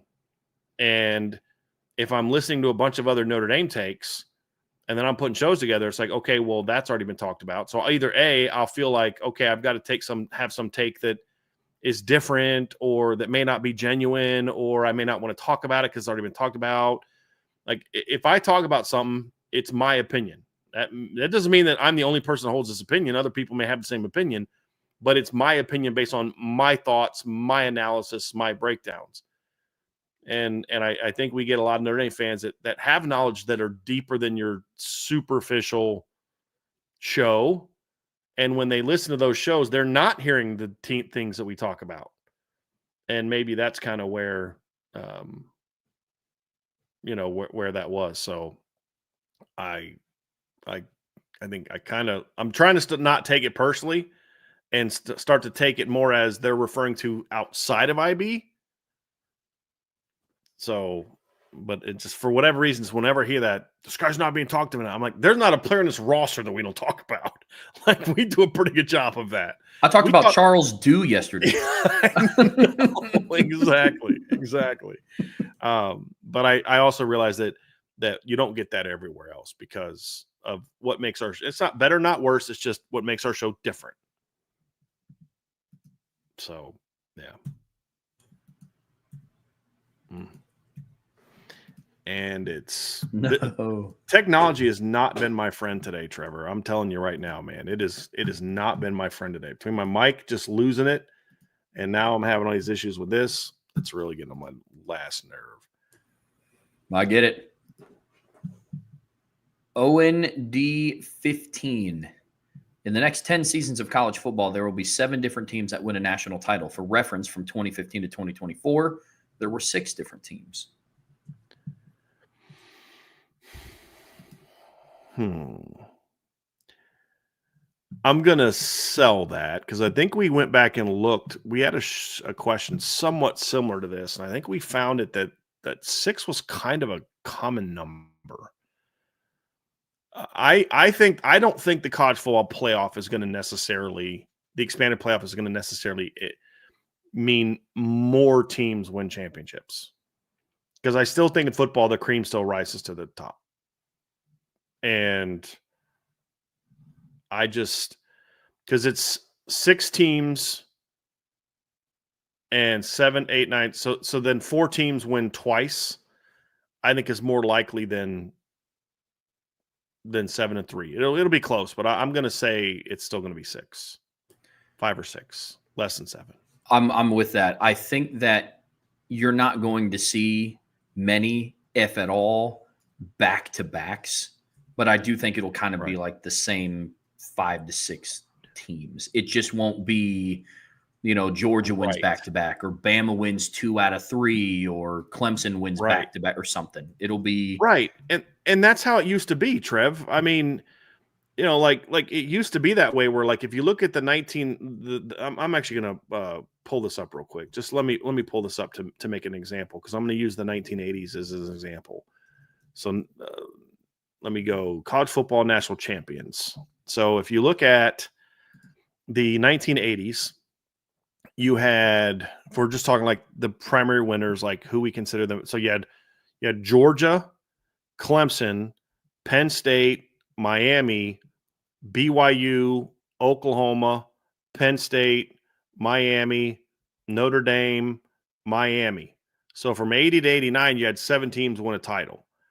And you had 2 teams win multiple titles, Penn State and then Miami. But none of them won back-to-back. Miami won in 83, 87, and 89. There was no back-to-backs. So that speaks to your point, Trev, where it was close to the 6. You had multiple teams win multiple titles, but there wasn't anybody that won back-to-back. I mean, that's just you just don't see that a whole lot. And if you go back to the 70s, you're adding Alabama, Nebraska, USC to that conversation, and Pitt one year, but like Oklahoma had multiple titles, didn't have back-to-back. Alabama had kind of back-to-back. 78 79, Bama won, got a split in 78 and won it in 79 outright. But you just didn't see a whole lot of back-to-backs. And I mean, Nick Saban only did that once, right? I mean, he won 3 and 4 years, correct? He won in 9, 11, and 12. So, but he only the one back-to-back. And since then, we haven't had any. We had, one back-to-back, Georgia in 21 and 22. I don't think we'll see that as much. But to your point, Trev, I do think we'll see multiple winners. Like, I don't think this is going to be Ohio State's only title of the next 10 years. I think you're going to see the same 6 teams kind of rotate in the semifinals. And like I've said all offseason, look, it's like college basketball. It's the road to the Final Four, because once you get there, anything can happen. That Notre Dame Penn State game could have gone either way. And if it wasn't for that fluky 80-something yard fumble return strip sack for a touchdown, who knows how that Ohio State-Texas game turns out. Now, it turned out the way that it did. But at the end of the day, I think once you get to that stage, it's kind of anybody's game, which is why I love the expanded playoffs. So, yeah, but I think you're going to see kind of the same 6 teams kind of cycle between the semis.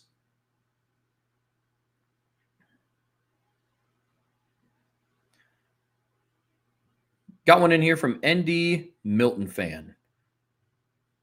Give me a second. It got all jacked up. So I don't know what happened there. So just give me a second. That one got a little messed up here. So just give me 1 second to fix that. Yeah. These technology, Trev, has not been my friend today. It has definitely not been my friend today. Comes in cycles, man. A couple weeks ago, my power just wouldn't stay on. I know, right? That's always fun, isn't it? Yep, but it's still hot outside, and now it just magically stays on, but it was the heat. Imagine that. Imagine that. Buy, sell, hold from ND Milton fan.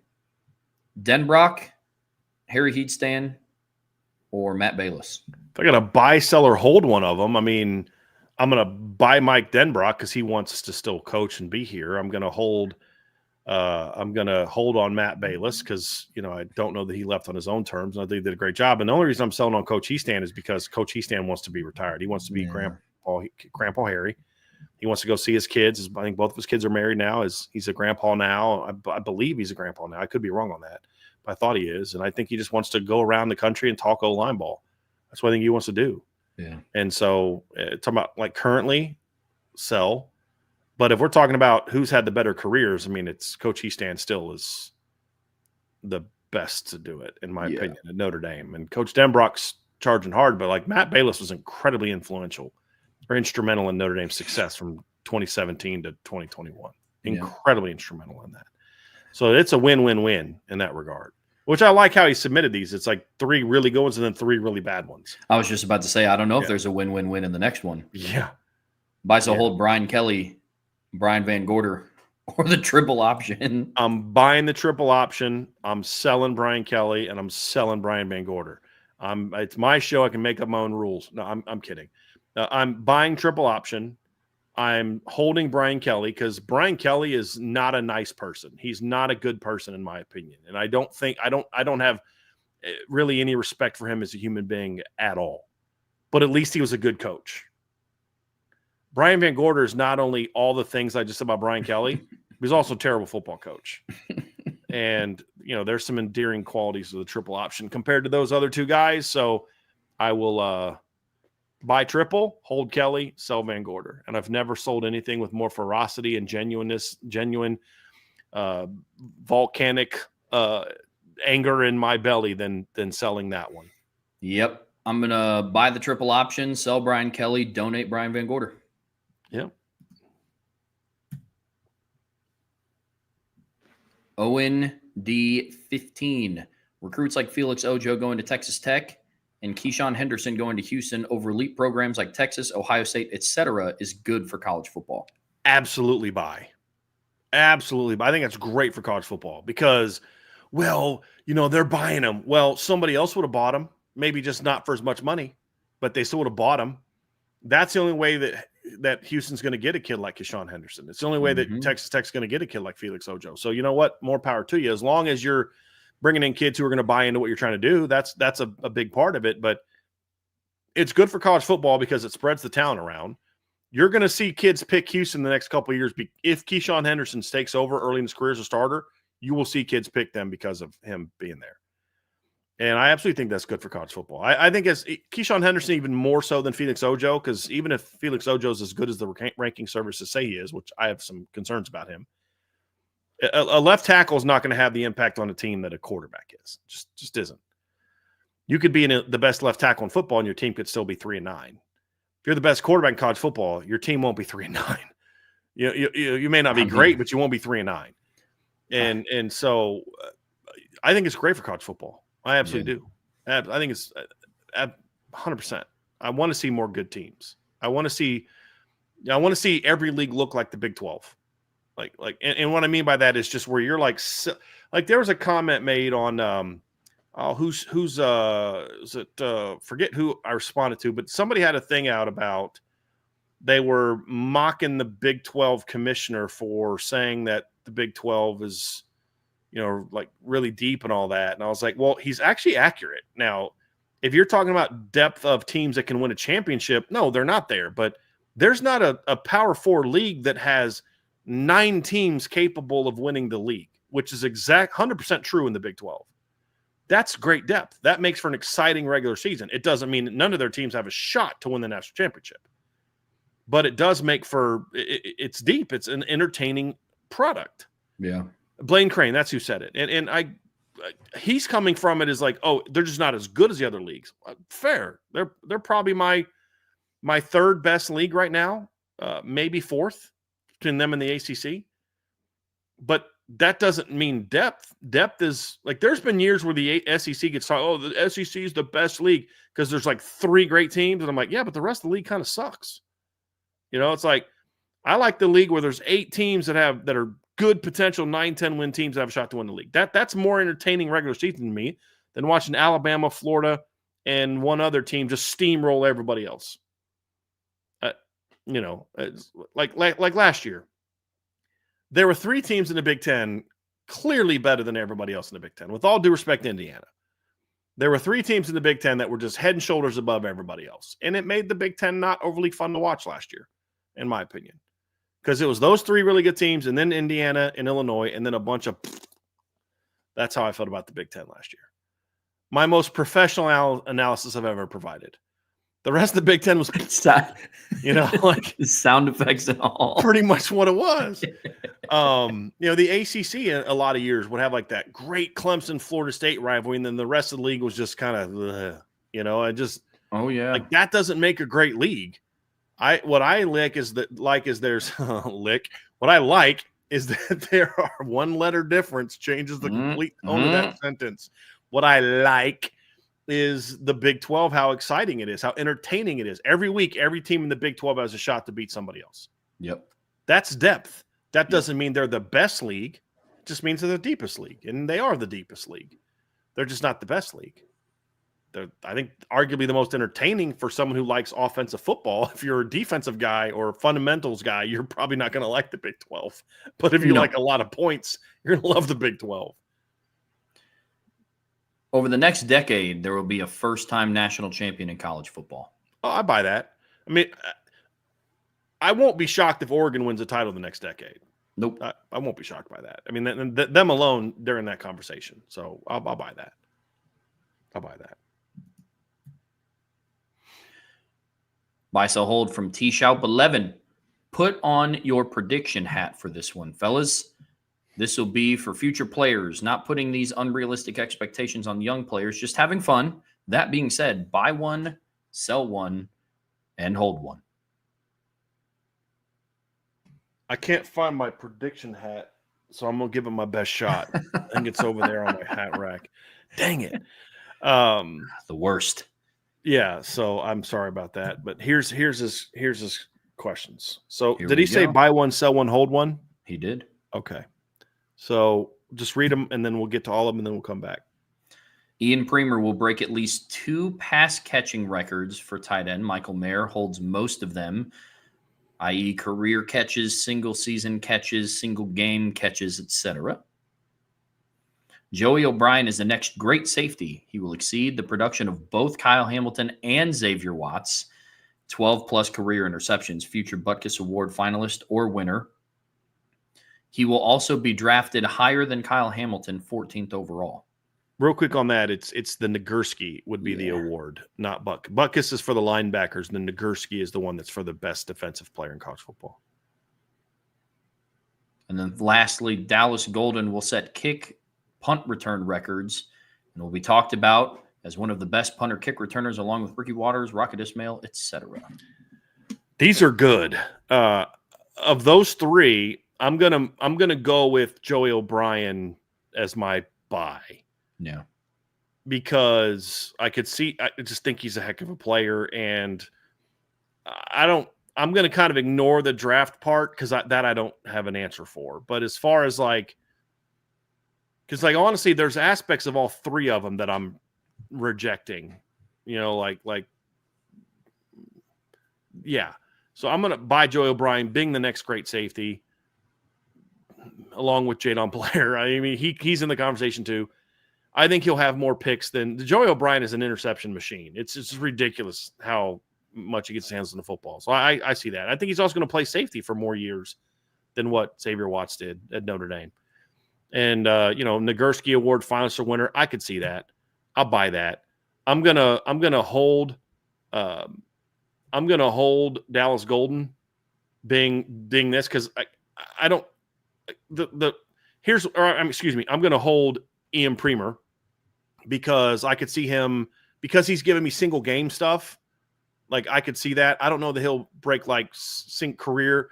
And I think with the catch records, even though Michael Mayer had great production, I could see Ian Premer in 16 games or 15 games topping what Michael Mayer did in 12. Yeah. I could see that.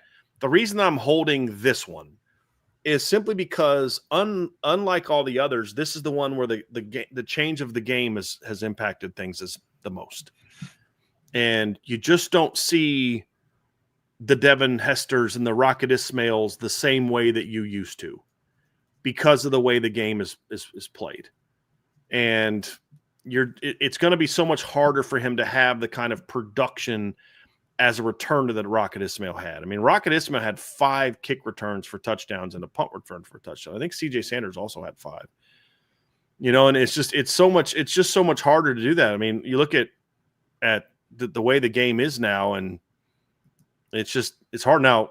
Of course, the counter to that is, well, Rocket never returned many kicks. He only had 12, 20, and 14 because nobody kicked to him. But when you did kick to him, he was going to take one back to the house. But I just don't know that the back in the day, Trev, I mean, I was watching a highlight the other day. It was earlier today. Gregory Patrick's dad put out a highlight of Michigan State beating Notre Dame. Now, why is Gregory Patrick's Notre Dame commits father putting out a highlight clip from Sports Center of Michigan State beating Notre Dame? Because he played on that Michigan State team, and his comment was, I think the right guard had a big role in that win. He was the right guard. So it's kind of funny. But Julius Jones had a big punt return in that game. But you're watching it, and they're doing the old the way it used to be where you'd have 5 guys, and then there's the wings, and they're all retreating, and you have the 2 gunners, and that's it. And if the gunners missed, it was going to be a big return. Well, now the way they are with the linemen back there, they'll just turn 4 or 5 guys loose at the snap, basically. 1 step and then go. So it's just harder to get kind of the big punt returns now. So even with them 2 together, I just don't know that they're going to have the kind of production that Ricky Waters. I mean, Ricky Waters had 3 punt returns for touchdowns. And the only reason he didn't have more is because he split time with Rocket in 1988 and 89, and Ricky Waters and Rocket Ismail combined for 3 punt returns for touchdowns in 1989. 3. Ricky had 2, Rocket had 1. That's the reason Rocket didn't have more, is because he also was then splitting with Ricky Waters. So I hope that's true, and I think Dallas Golden has the potential to be that guy. I just don't know that you get as many opportunities as you used to, but I think Dallas Golden could have a shot to be that. But you're talking about stat like all-time greatness. That's putting a lot more on a guy, and that's least likely as a guy having a big game. Ian Primer catches 15 passes or something like that. Or, so that's why I'll go there. But I think they're all great submissions, and I think they all have some potential to happen. I mean, thing is, Trev, I rank all these guys as top 50 national players. Yeah. Like, when you're that good of a player, is Tristan nuts for thinking a guy that I have as a top 50 recruit that 2-on-3 ranks as the number 24 player in the country could end up coming to Notre Dame and being an all-time great? Of course he's not. It's a very fair thing. Is he nuts for thinking that Joey O'Brien, who's a 4.5-star player who's just lighting the world on fire in 707, could do this? No, he's not nuts at all. I mean, Notre Dame has a track record of producing big-time safeties. The 2 guys he just talked about play within the last 5 years at Notre Dame. So, of course, that could continue, and then the same thing for Dallas Golden. I also think so I love the submissions, Tristan, but where I think that my big takeaway from this is the fact that you're not nuts for thinking all 3 of those things are options, and that just speaks to the talent that Notre Dame is bringing into this room, this roster in recent seasons with this recruiting class. It's so fun to watch how much talent they're bringing in. And it's going to be a fun ride. Sit back and enjoy it, Notre Dame fans. Sit back and enjoy it, because it's you have permission to enjoy this. You absolutely do. Yeah. And Tristan said, if I changed the question to game-changing returns, would that change your answer? That would actually change it even less.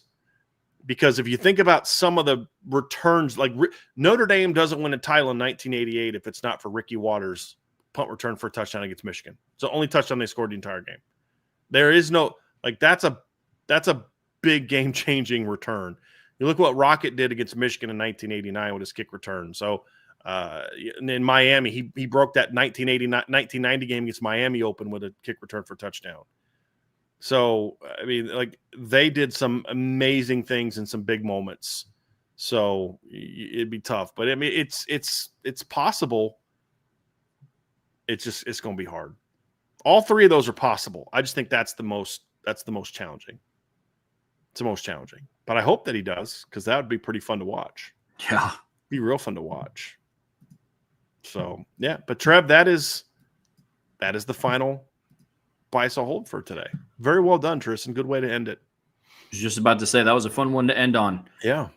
Well, listen, folks, that's going to do it for our buy, sell, hold edition of the Irish Breakdown podcast today. I believe the guys go live here roughly the next 45 minutes. No shows rest of the week. They're off. Sean's off this week. So, well, good deal. Well, Brian and I will be back tomorrow. Okay, I'm wrong cancel again. Tomorrow's shows too. Yeah, I've got some things going on with my throat that I have to give it a couple of days of rest, and I'm gonna see some people about it. So, so I forgot to remind you of this, Trevor, but we're going to cancel tomorrow's show. You and Vince will be back for the mailbag on Friday. So I have to take a couple of days off from talking. So it's going to be hard for me. You'll be all right. Well, hoping for the best for you. Well, listen, guys, all the more reason to have that notification bell hit and that subscription button hit, so you guys know when we go live here on Irish Breakdown. Before you head out of here today, please be sure to hit that like button. Whatever streaming platform you listen to us on, we would greatly, greatly appreciate a 5-star review. But as always, the best way to support what we do here is subscribe to the premium message boards at boards.irishbreakdown.com. So until Friday, when I see you again with Vince, and until the next time Brian's on the show with us, it's Brian. I'm Trevor. We'll see you back here very soon on the Irish Breakdown Podcast.